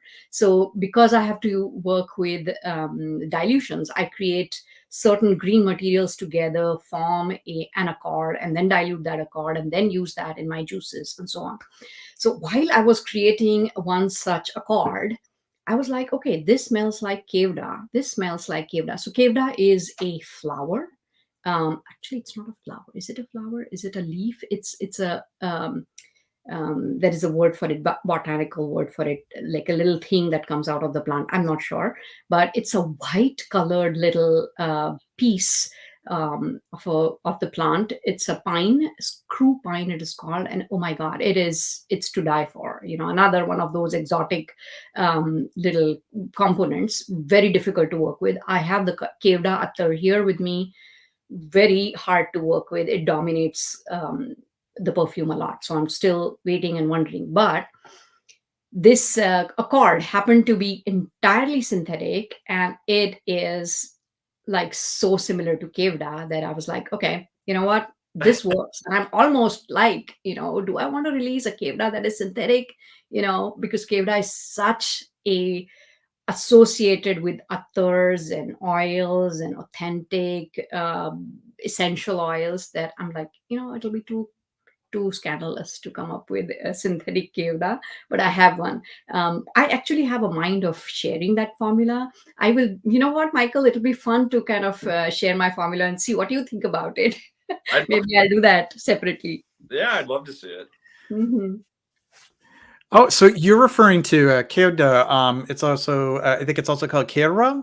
Yes. Yes. Oh, wow. That stuff smells divine. It's so rare, and it reminds me of almost like metallic gardenia in some aspects. Oh my god. Yeah. What, JJ, your descriptions and what you're talking about, and how like you're talking about flower. That's not a flower, that's a herb. This is this, and Sandalum spicatum. And I am just awed by the amount of knowledge that you have. And I have seen that a lot of presenters or a lot of content creators, it's phenomenal that you all know so much, and you're bringing this knowledge to general like world who are interested in perfumery. So thank you for saying that, and thank you for all of these discussions. It's just like making a big difference in the perfumery world, I feel. Well, thank you. That means a great deal to me. And I just like to share knowledge. I like to learn. It's like a two-way process where we're all kind of like teaching and learning. It's wonderful. And that's just what Yes. makes these kinds of forums so valuable. So thank you very much for that. I had another question for both of you. Okay, so maybe we'll try to narrow it down. So what do you feel was your biggest challenge during your perfume making journey? And what do you feel was your biggest triumph in your perfume making journey? Anjali, we'll start with you. Okay. Yeah, I can say that, perfumery, love of perfumery, learning. And like Michael said, it takes years of practice, years of learning from, fragrance oils don't do the work for you, and why not? And then what you can use, and just essential oils get muddy. So all of that learning happens over time. I don't consider it difficult. Once you start on that journey, I think in a couple of years, you will get to a point where you can create something really nice. that part of perfumery is not a challenge for me. I think what was challenging was actually the business side of things. And um and I know Michael will know the starting of a business and how hard it is, and it's a completely different beast altogether. And there are times when I just want to keep formulating, but then you've got to do the labeling, you have to buy materials, you've got to manage the inventory, you've got to take care of the supply chain issues, and bottles are not coming in. So my biggest challenge was when I launched my business. I had, I really knew that packaging is important. Unfortunately, um, and as a new perfumer, artisan perfumer, I was like, you know what? Will people even notice me in this big world? Should I have a good packaging? So I spent a inordinate amount of money on a lovely box. Some of you may have it if you've bought my previous versions of bottles. um, the box, I spent a lot of money, and this was during COVID times, and the factory closed down, and they gave me some material which worked, and then the second lot of all the boxes, and I ordered them in bulk, right? Because otherwise you can't make it work, the price per box. And they were all wrong sizes, like completely, entirely. My bottle wouldn't fit in it. So I think I was Oh, goodness. yeah, I spent a lot of money, and I think I lost a lot of money. They compensated me only for a little bit. So you live and learn, and then I had to change my box design. And so it's evolving still. I'm sure that in a couple of years, I'll have some more changes, be more, learn from mistakes and be more efficient. But yes, unfortunately, it's not the perfumery side, but the challenges are on the business side. So on the flip side, do you think that it was so what about a triumph? What was a moment where you felt like you've reached, it's sort of like an aha moment, or like eureka, and it's just like you were able to tackle something, you were able to overcome something, and it felt like a victory? Uh, there were certain lessons. When you're starting on this journey, there is, because this is so complex as a craft, and there are not many places where you can learn. And I also couldn't go to Sipka, and I did not have the time and the luxury and the money to go and spend that kind of time, unfortunately. So there were times when I was like, okay, is this the right thing? Like, it's smelling nice to me, all the people around me or people I've sent the samples to, they are liking it, but somewhere you want some sort of validation somewhere down the line, and it takes time for you to become a confident person and say, okay, you know what, I know my stuff. Because after spending time, I actually listened in on some of the perfumers who were sharing their knowledge, and I learned that nope, this is the right way. So um I don't want to say, I'm not sharing this to tell you how much I know and what my process is. This is just to give you an idea of how as an independent perfumer you go about learning. So I think the success or the triumph as such was finding certain things, and I'm trying to see where that thing was anyway. So I do this kind of stuff. Like, this is my formulas, my batch records, my compounding records, the product information sheet. So every batch that I make has as an engineer, I keep track of everything, and I follow a certain methodology. My one batch to second batch will always have the exact same amount of juice, very close to what I made the first time, and so on. So I feel that now I know that this is the right way to do it, and I think I feel good about it. And then another aspect of perfumery where I felt that I did right was in a couple of books I came across something. Wait, I let me find that for you. Oh, yes. Sorry about that. I No. don't feel like bragging, but there was this little piece. Look at this. Ooh. Song of India, India Temple Incense. Where is this? This I bought in the US, and it was beautifully packaged incense sticks. So anyway, so there was one thing here. So there is something called as hexyl cinnamic aldehyde, and Yeah. if the aldehyde is old, so this is Arctander's book, which says if the aldehyde is old, poorly stored, or of initially poor quality, it may show fatty, rancid, oily notes.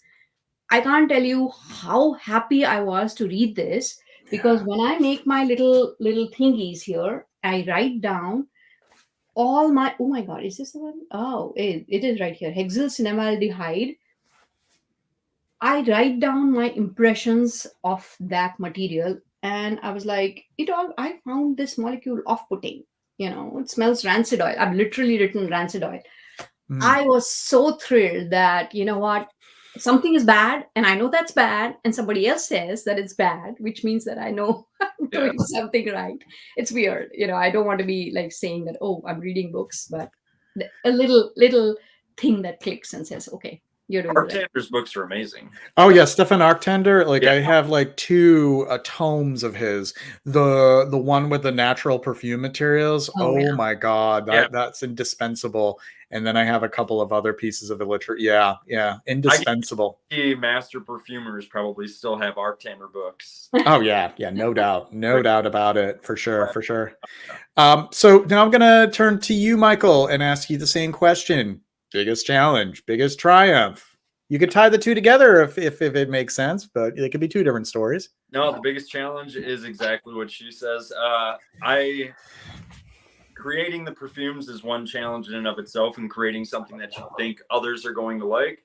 So luckily I had kind of a background of being a collector and Fragrantica, and I was kind of well aware of how critical a lot of people can be of a perfume, especially if it reminds them of something redundant and things like that. So I knew what I was getting into there. The biggest challenge is, like she says, like supply chain issues when you are a 1-person band is insane. It is so difficult to manage the amount of I'm like cap issues, bottle issues, and because then you're sorting through everything trying to make sure that it does not get to the customer. So you have any idea just how much time goes into, because the last thing I want is a problem to get to a customer. It's one thing to have, like, if they're not a big fan of the juice, then that in and of itself stinks. But if it ends up being something that I could have prevented, that is a mental game all in and of itself. And it keeps, I'm sure, not just me, but many indie perfumers up all night, worried about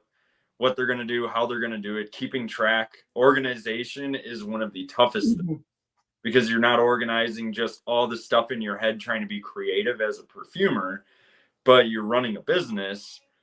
And I mean, the logistics of it's very difficult. So that is probably the biggest challenge.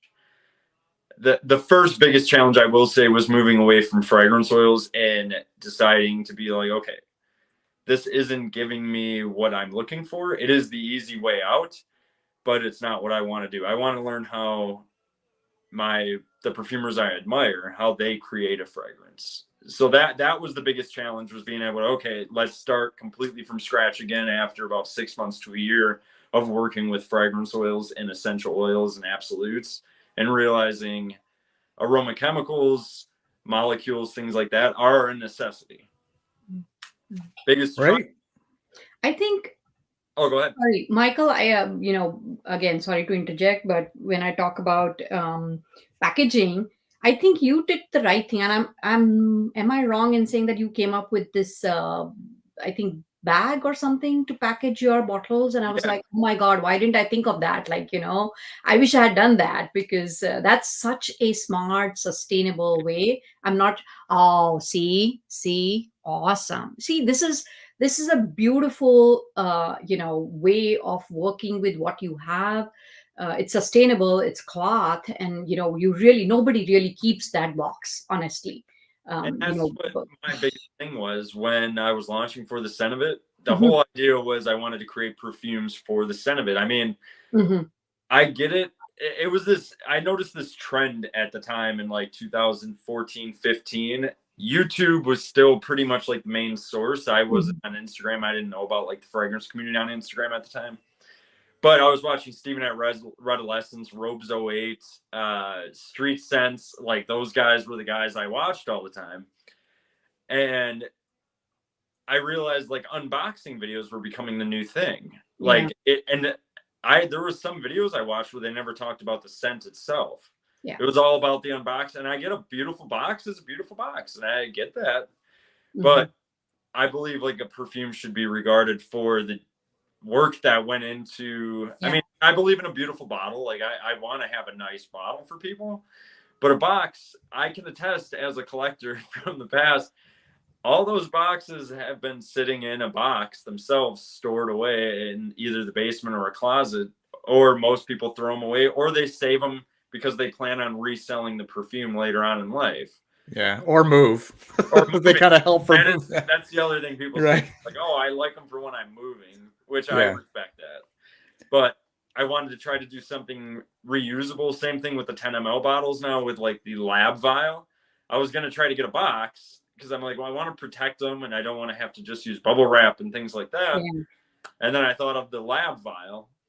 And so I got some of them. I just whipped them at the ground a lot to see if they would if they would actually be strong enough to withstand package or shipment. And they have, and I think that way people can have their 10 ml, and if they want to reuse that for whatever they can fit in it, I think that's something that's more adequate, I think, for perfumery, as opposed to a cardboard box that in the end is going to go probably in a closet. Even before it goes in the garbage, it'll be in a closet, you know? Yeah, right. Even with that, I don't know whether you've experienced that, Michael, but I've had bottles breaking. The box itself was damaged by the time it reached Hawaii. It's like somebody lost the shipment, and can you give me my money back because I didn't receive the perfume, but it was sent, and it's somehow USPS has lost it. So it's like there are things that are so not perfumery related that you have to deal with, but yeah, it's part of being an artisan, and this is what it means to be a business. That's the one blessing I've had, even using just the drawstring bag. And I use like the shredded recyclable paper fill at the bottom of it. Nobody has said that they've had a broken bottle, which is hard to believe, honestly. Yeah, so then I just like the colors of the brand with like the purple, green, and light green. And then I figure somebody can use that for Easter or something. You know what I mean? Like reuse it for something. Oh yeah, like a grass for an Easter basket. Yeah, Yes. so I figure that way, because the truth be told, I mean, even if you have a box inside of a box, if it gets thrown around a lot, like to run into, I mean, it's a risk. So it's tough. We interrupt this important stream for a still point. This is a palate cleanser to help us kind of reset and regather our thoughts. So we'll just take a few moments, not a few minutes, and let's get that started.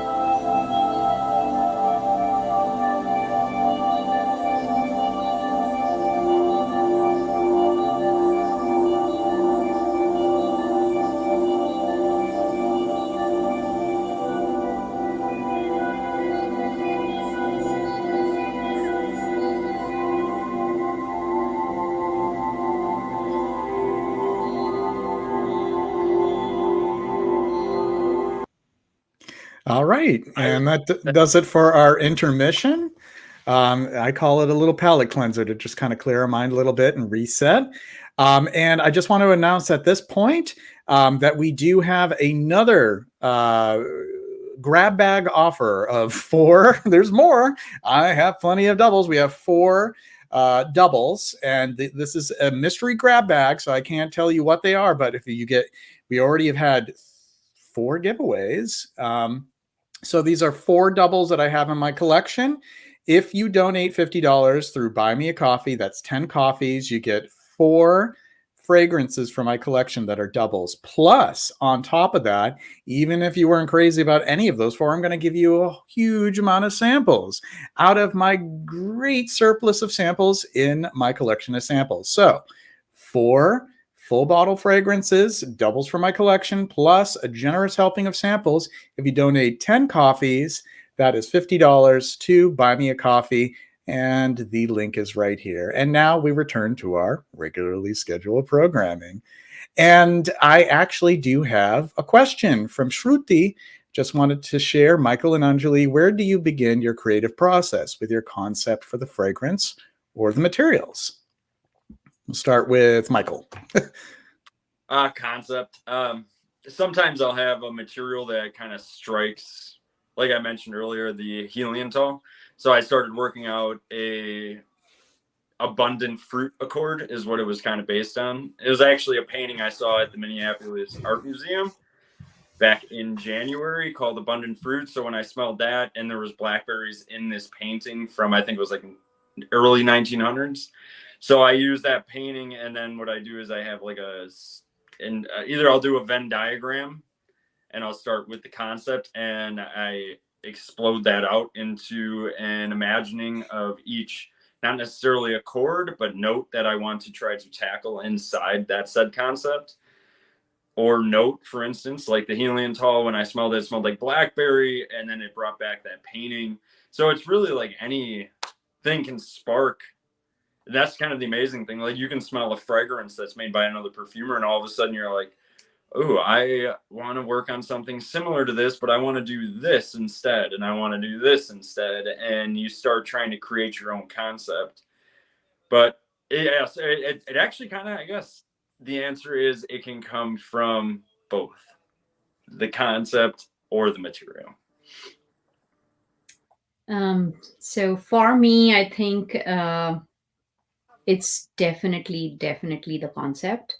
I have to start with a name, not even the concept. I have to come up with a name.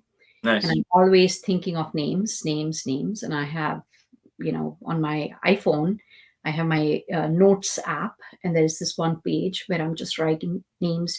So it's like a huge list. The reason is when I think of the name, then I come up with, for example, the one that I'm releasing soon is called Under the Mango Tree. This came from me thinking about mango tree, and then the name evolved into Under the Mango Tree. It is about a memory of me sitting under a tree. It's very hot. It's summer. You can see the dust around. You can see the hay in which the mangoes are kept. There is a trunk of the tree behind you. There is greenness of the leaves. There is raw mango skin. So I come up with all of these associations. I create a pin board, so to speak, or on Pinterest also I would create a mood board, but I immerse myself in the concept. I think of, okay, now what will that mean? Then I come up with the core heart of the perfume. So for example, for my mango skin. So this is not a ripe mango. This is not a fruity fragrance. This is a highly green fragrance, but with a raw mango skin. So I wanted to create that skin accord. And so I used some, gardenol and linalool acetate, and of course, tomato base, and put them together to come up with some hard notes of my mango, added grapefruit to it, added some citruses to it. So it kind of builds and builds and builds. And then I know that this is going to be somewhat of a cloud heart. And then how will I bring it out? Like, what should be the top notes? Do I even need the top notes? Then I try and see what base notes could be used. Like, is there a combination of musks? And I think Michael mentioned romandolide. I tend to use that a lot because it's sustainable.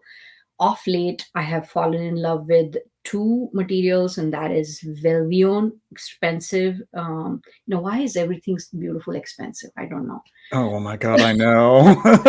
Yeah, So, Velvion, and I was like, oh, I want to add doses of it. But it's sometimes people feel that, oh, you add a bunch of musks and add some top notes to it.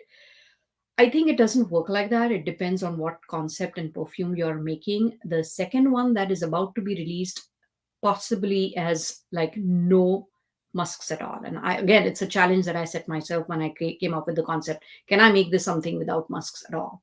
And so anyway, so this one, then you add some musk to it, or sometimes it's not musks, but it's woods. So it would be cedar wood or vetiver that would bring the perfume down. Sometimes it's the balsams. And in the under the mango tree, I didn't want a warm kind of note of balsams, but I wanted something to pull my fragrance down, because otherwise it's all green notes. They're all flying out, and then, I wanted something to anchor them. So I wanted some sort of a little warmth. So I used fir balsam, because fir, it seems odd. Why would you use fir balsam in under the mango tree green kind of fragrance? But this was the note that I liked, that was slightly green, but it was also balsamy, also kind of brought my whole perfume down a little bit from the height that it was. And I think of perfumes and notes in my body, like some of the ylang ylang, for example. It's like extremely high piercing note. I don't Mm. like ylang ylang as much. I don't use it as much. Somehow I just, ylang ylang again is because it's had high yield. JJ, I think Arctander has really good treatise on the type of different ilangs, and there's a grade 1, grade 2, and how much they can be cut with some other material and so on. So I think ilang is always a big question for me. But anyway, then all of these notes, where do I feel them? Some of them I feel in my feet. So the fir balsam kind of brings my perfume down, and that's how what was the question? Why am I talking? Ah, let me bring up the question again. My goodness. Sorry. Hey, you wouldn't be the only one who goes off on a tangent. Yeah. Like I'm sorry. it's what creative people do. Like Yes. So how do I create a fragrance? So yes. So name, concept, and then the fragrance. yes. And But could I was Very true. Gardenia Colada started with a name. I was sitting on the balcony on summer, and I was just thinking of a name, and I thought of Gardenia Colada. I'm like, how the hell has that name never been taken by a perfume? it kind of works too. Yeah. That's a perfect name. And gardenia, coconut, pineapple, rum, it Yeah. all went together. Kind of goes together. Absolutely, because it's, gardenia has that, there's the creaminess, it's lactonic, and then it can just go right into the coconut lactones and so on and so forth. Show It's off that beautiful. bottle. Yeah, that's the bottle that I own. I think it's the first full bottle I purchased, Michael, from you, but it's gorgeous. And my best friend just like dies for this, loves this. We both love this. It's awesome. And if it's okay, Anjali, I wanted to kind of follow up with what you were saying, because I noticed, I was looking at your website, and I noticed that your perfumes, at least the ones that I see here, are extrait, right? And so I was curious about, like, how you structure your perfumes, and if, like, do traditional Indian attars, so that way of making perfume have any influence on you? Or actually, the way you were talking now made me think of Sarah McCartney and her kind of idea of planets and clouds and all that stuff. So I was just wondering if you have any, like, is there a particular structure that you like to work with, or or just what are your thoughts, and as a creative person, how does structure work for you?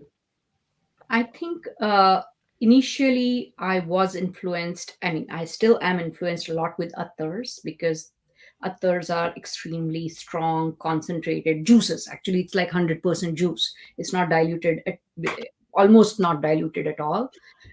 So you just put like a little, not even a drop, but just a little bit on your wrist, and it'll last you for like days, especially on your clothes. So I wanted my perfumes to be that hard, that heritage that I brought with me. But it also depends on the perfume itself. Like under the mango tree, for example, is not going to be an attar. It just doesn't lend itself to an attar. Plus, what happens is green notes, for example, or even citrus notes, you can't put 33% of a citrus note kind of a fragrance, right? They themselves are so strong that some of them, even at 15%, are just absolutely fabulous. So it's not, doesn't need to be an extrait. So it depends on what kind of perfume it is. But definitely my Tiger Bright is again one of the perfumes that did really well. It's a very complex perfume. it's not a perfume that a lot of people will like, but it is, I would say, if you were to challenge yourself or your palette with an artisan's different style or take of a perfume that brings others together and spices together, I think Tiger Bright would be one of those. So there, I definitely felt that it needed that teeth and weight of a tiger. So that was extra. But I think the next ones, the two that are coming out, are going to be just regular perfumes. Good question. I do have a question for the audience. I don't know whether we have the time and whether We do. Oh, We that's awesome. so the minimum is 2 minutes, but we usually run about 2.5 hours, just depending upon the flow of things. So you have plenty of time. So this was a very interesting question you asked about. Shruti asked about naming, and Michael said something about this name came up to me, and what does that name even mean? And that is actually intriguing. Sometimes people want to buy something like that because it's a fantasy kind of a name.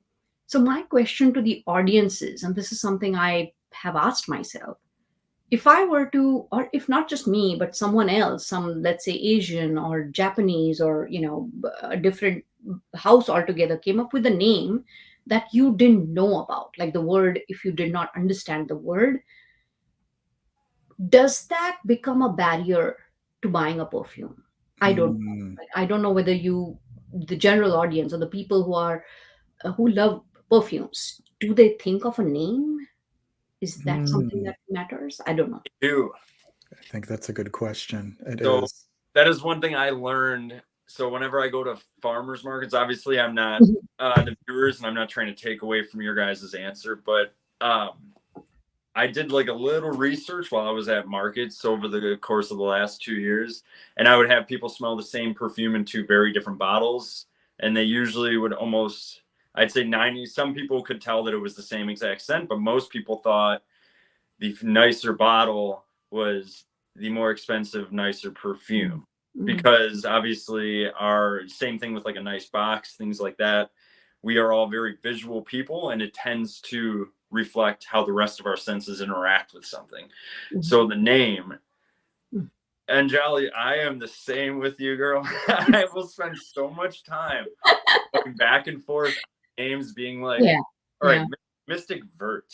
I mean, it's great in my head, but does it sound good to anybody else? And I completely agree. I think it does affect people a lot more than I think we even give ourselves credit.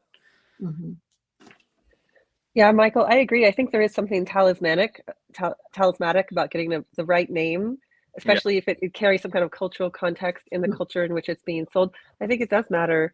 But then there's individuals. Like for me, if there's a name that I don't understand or recognize, it actually attracts me. I actually want to know more about it. I'm more curious about it. I'm more likely to pick it up off the shelf and try it.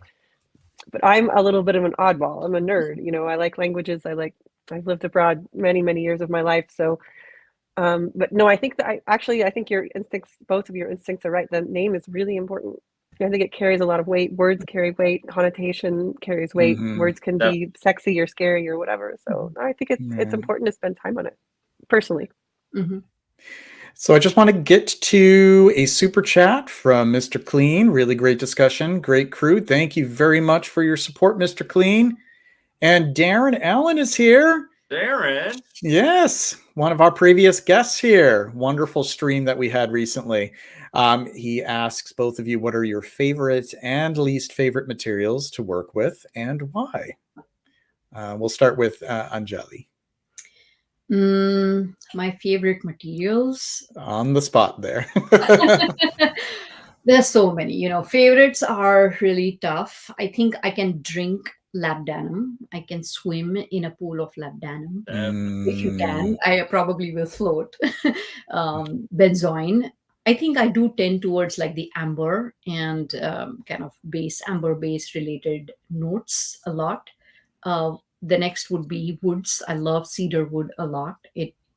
I also feel that it pulls its weight. It's like a behemoth of a wood molecule, in the sense essential oil, that makes so much, like it can last for days on your strip. So I tend to go towards balsams and woods a lot. They are my favorite.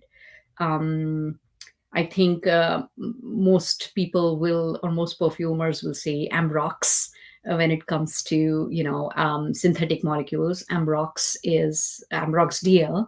I love, but it keeps on, becoming, solidifies a little. So it irritates me a little, especially in winter. So I have to constantly keep warming it up. But yeah, that's Ambrox is something I like.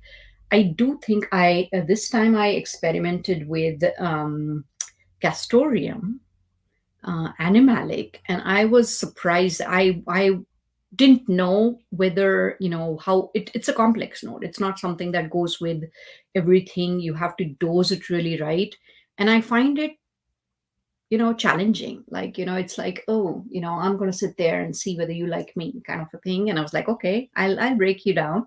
I know, what kind of a molecule you are. So in a way, because of that, I liked Castoreum a lot. It's very beautifully smoky. It's reconstruction, not a from an animal. So that's one of my favorite notes. I think my least favorite note, it's probably scandalous, but it's Lang. It really Hot is. take. I think a lot of people have a tough time with Ylang Ylang, though. It's a pretty brash. It can be brash. Yeah. Yes. And another note that I think I'll be honest, I struggle with it is yuzu. I love yuzu, but oh my god, every single time I've tried to use in yuzu inside an accord, and it just like it's so strong that it just dominates. And I was like, can you please not speak so loud in this party, But Yeah. yeah, so it's a beautiful molecule, but really tough to work with. That is a tough one. Like, unlike other, I'll put all of us together here. Unlike other citruses, I find yuzu, it's a very pithy, like zesty. It's just really propulsive compared to other Hmm. citruses. Hmm. So I feel like if you don't deal with it with a very Hmm. gentle hand, it gets out of control. Like, Hmm. I feel the same way about like kaffir or makrut lime. Makrut lime can do that too. The leaves, like, Oh, beautiful smelling, but like if you're not Hmm. careful with that, that will Yeah. like dampen everything else. Yeah, totally. All right, Michael, your turn. Well, I was actually going to say what Ylang Ylang have you used, Anjali? Um, Back to you. Well, it's just curiosity, let me just get something here. That's right here. have you tried the extra? Yeah, Elang Extra is the only way as far as I'm Yeah, I concerned. was gonna say because it's much easier. Like Along 3, Along 2, things like that. But Along Extra, You know what the worst is? Kananga. It smells like rotten banana peels. Like the lowest level Elang is so horrific smelling. Sorry. So what did you have, Anjali?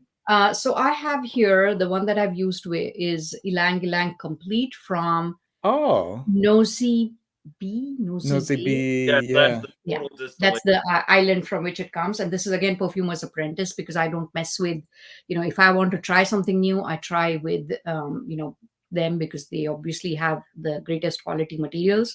But Yeah. yeah, I'm like, okay, maybe someday, but not right now. So yeah. I love that version of it. That's when I began to appreciate it, when I actually got a better quality of it. Ilang Ilang Absolute's pretty beautiful too. What's in that little vial? It's my favorite. It's the most expensive one. It's Violet Leaf Absolute. It's like, oh my Oh god. yes, that's a treasure. The violet leaf. All right, back to you, Michael. Your favorites and your least favorites. My favorite, which is apparently becoming like my signature, is Ambretolide, Ambret, Ambret. Ooh, Like I oh. absolutely love the smell of Ambret. Ambret seed is out of this world if you smell like the raw material. It Yeah. same with Angelica. I technically Oh like yes. herbal. I guess is I love herbal fresh. Like I do love clean, but interestingly enough, like labdanum is probably one of my most favorite smells of all time. Labdanum Yeah. resin, Mhm. labdanum Yeah. absolute. All the different distillations, Yeah. co-distillations, Oh like yeah. Yeah. ambranum. Oh my god, we're gonna have a bonding moment because you just named like my three favorites, like Mm-hmm. Ambret seed, Angelica root, Yep. and any kind of like labdanum like even cistus oil, Oh, cistus absolute, just from Mhm. like the from the stems and the leaves. Love that because it's more like a top note, kind of trebly. Yeah, no, I just had a bonding moment. Like you chose like 3 of my favorites. Michael, I don't know whether you've tried this. Botanical musk is a musk from Palette Naturals. They make their own, bases, and this one has a huge dose of amritolide.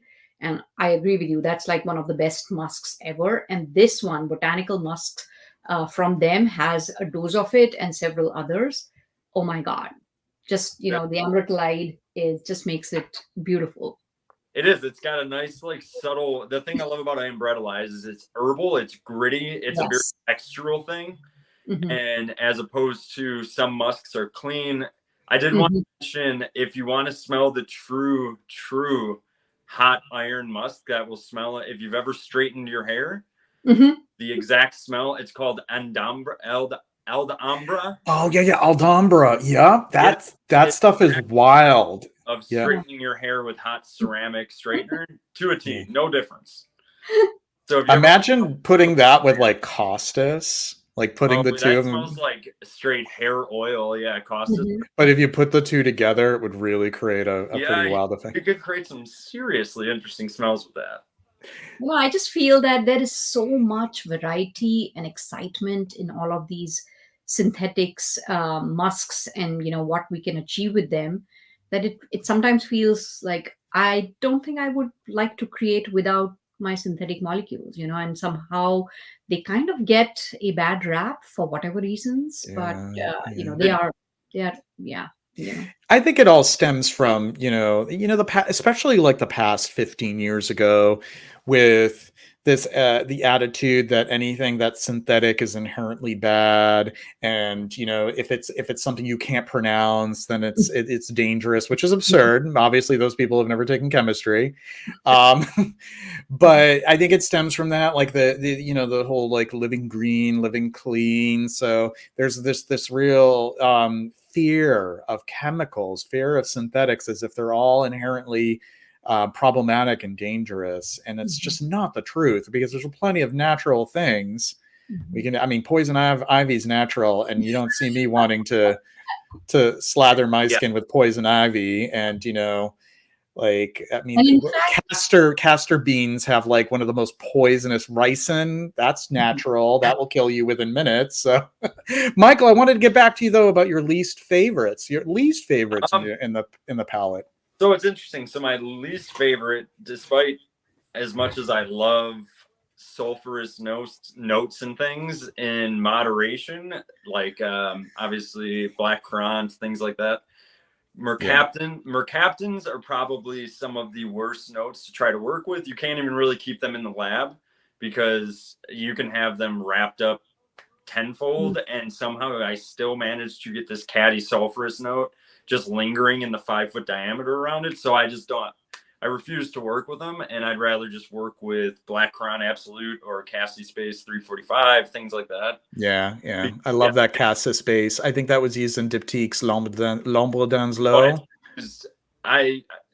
on a lot. You can pick up Cassie Base 345 or 345F for all the different varieties of it. Actually, Darren, based on this question, I actually just sent Darren a couple materials for him to smell, because I've been telling him I'd send him this a few materials that I had that he hadn't smelled yet, but they are on they're on their way now. They are literally shipped out this morning. But sidebar.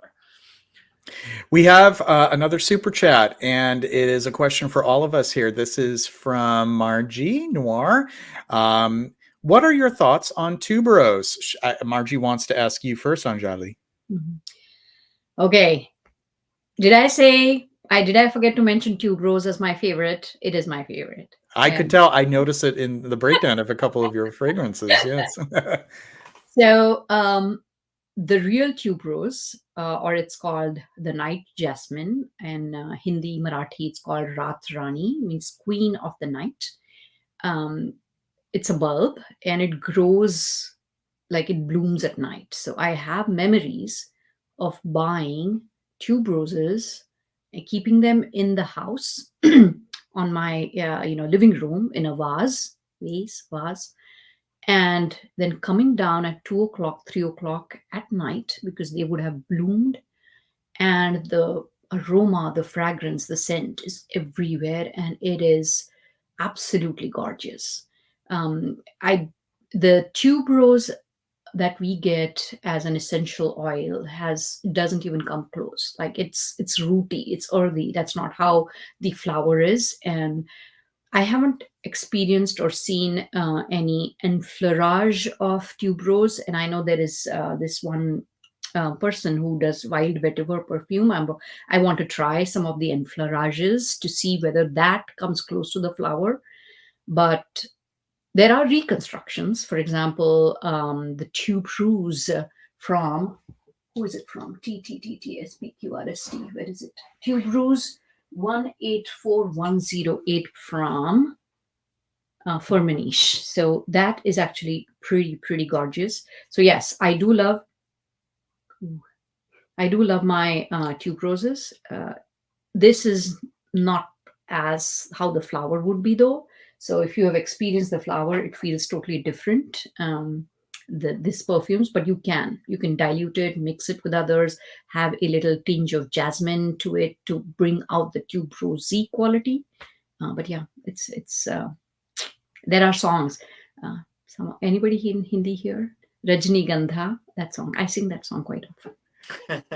I was going to ask if you could sing it, but probably No. not. I sing. I am a sort of classically trained Hindustani classical singer. So Really? Okay, back to you. We're going to try to convince you to sing.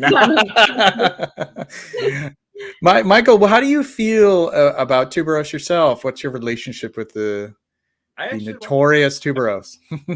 Obviously, something that you can't really use a lot of. It's kind of off-putting to some, especially tuberose absolute. I think the indolic note in it can turn some people off.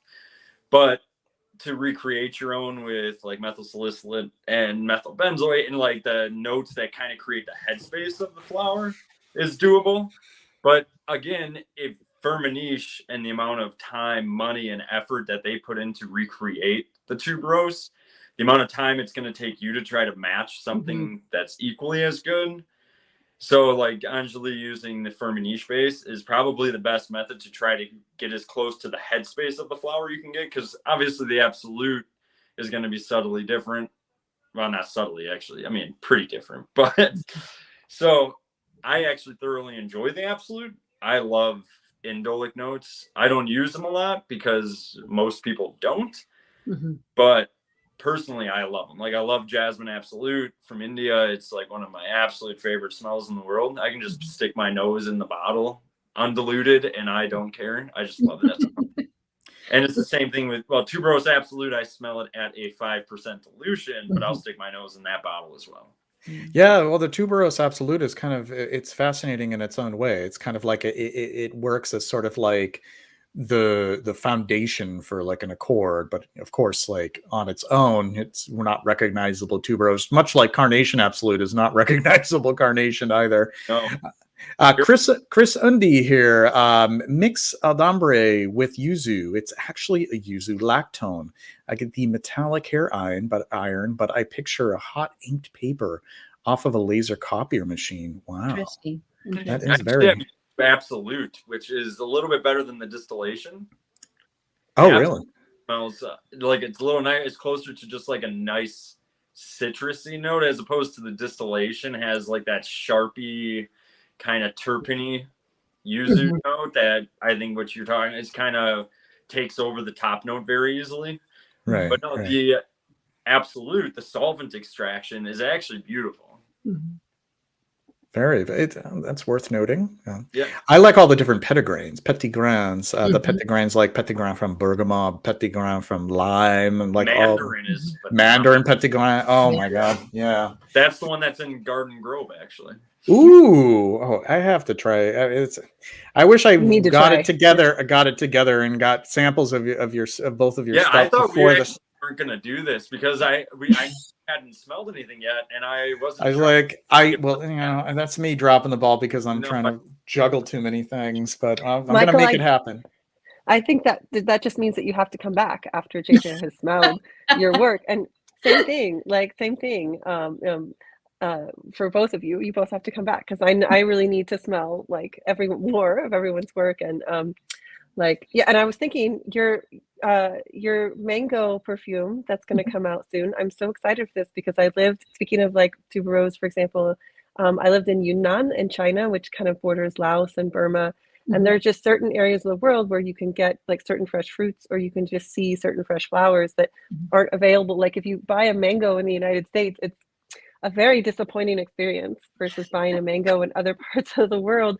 And I would love to find a perfume that can capture like a beautiful fresh, or like you were saying, your mango is more mango skin, mango green, but you know, capturing like that, like you were saying, that tuberose, that flower versus the absolute is just anyway, I'm just really looking forward to trying your perfumes. And that means y'all just will have to come back. Anjali will have to come back. Michael will have to come back once we know more. Good to me. For sure. Rachel, I do have to ask, do you have a sample of Grand Soleil? I do not. No. Oh, you didn't? Okay. For some reason, I wasn't sure if I sent you a sample of it, and I was like, well, we'd get your thoughts right now, here and there, but okay.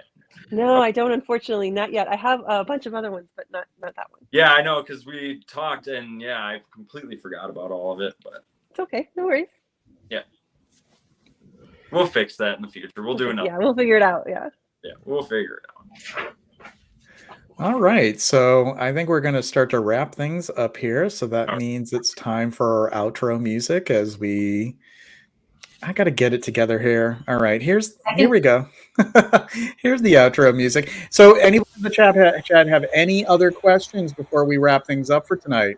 I just wanted to say something, JJ, that, when you told me that this is a 1 hour kind of a session, and I was like, will people get bored? What will be there to talk for 1 whole hour? And I think this whole thing has gone for like 2 hours, and I'm like, no, I want to do more. I want to just like sit with all the perfumers and content creators and just like talk. So thank you so much. This is phenomenal. I enjoyed this so much. And you're welcome. And you know what? We'll actually are going to go backstage. That just means we'll stay put. We'll sit tight, and we'll have a conversation after we sign off from the live stream itself. So we'll chat some more for a little bit.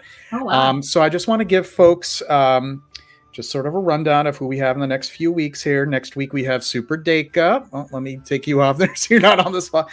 So we have Super Day Cup next week with Jane Daly. Rachel and I will be joining those two special guests. That is Tuesday, March 28th. April 4th, Lanier Smith with Scentland. That will be a 5 p.m. Eastern Standard Time live stream. And April 11th, I'm skipping a week. We have Gabe Oppenheim of The Ghost Perfumer. He will be with us on April 11th, Tuesday, April 11th. April 18th, Sebastian Furtado and Shelter and Perfume. April 25th, James Houdini, SOTD. May 2nd, we have an opening. I think I may have, hopefully, Persolays or Mark Robes 08. We have 2 dates left. Maybe there'll be one of them will be on May 2nd. Marie-Pierre Blanchet of Miskeo will be with Pet, who's a creative director for that house, and that will be on May 9th. May 16th, Perfumer Pia Long. May 23rd, Roberto Dario, and May 30th will be our season finale before the summer break. So I want to thank both of you again for being such great guests, and we hope to have you back again soon. And until next time, everyone be well, and we'll see you next week. Take care now. It was great. Bye-bye. Everyone. Thank you. Take care. All right. And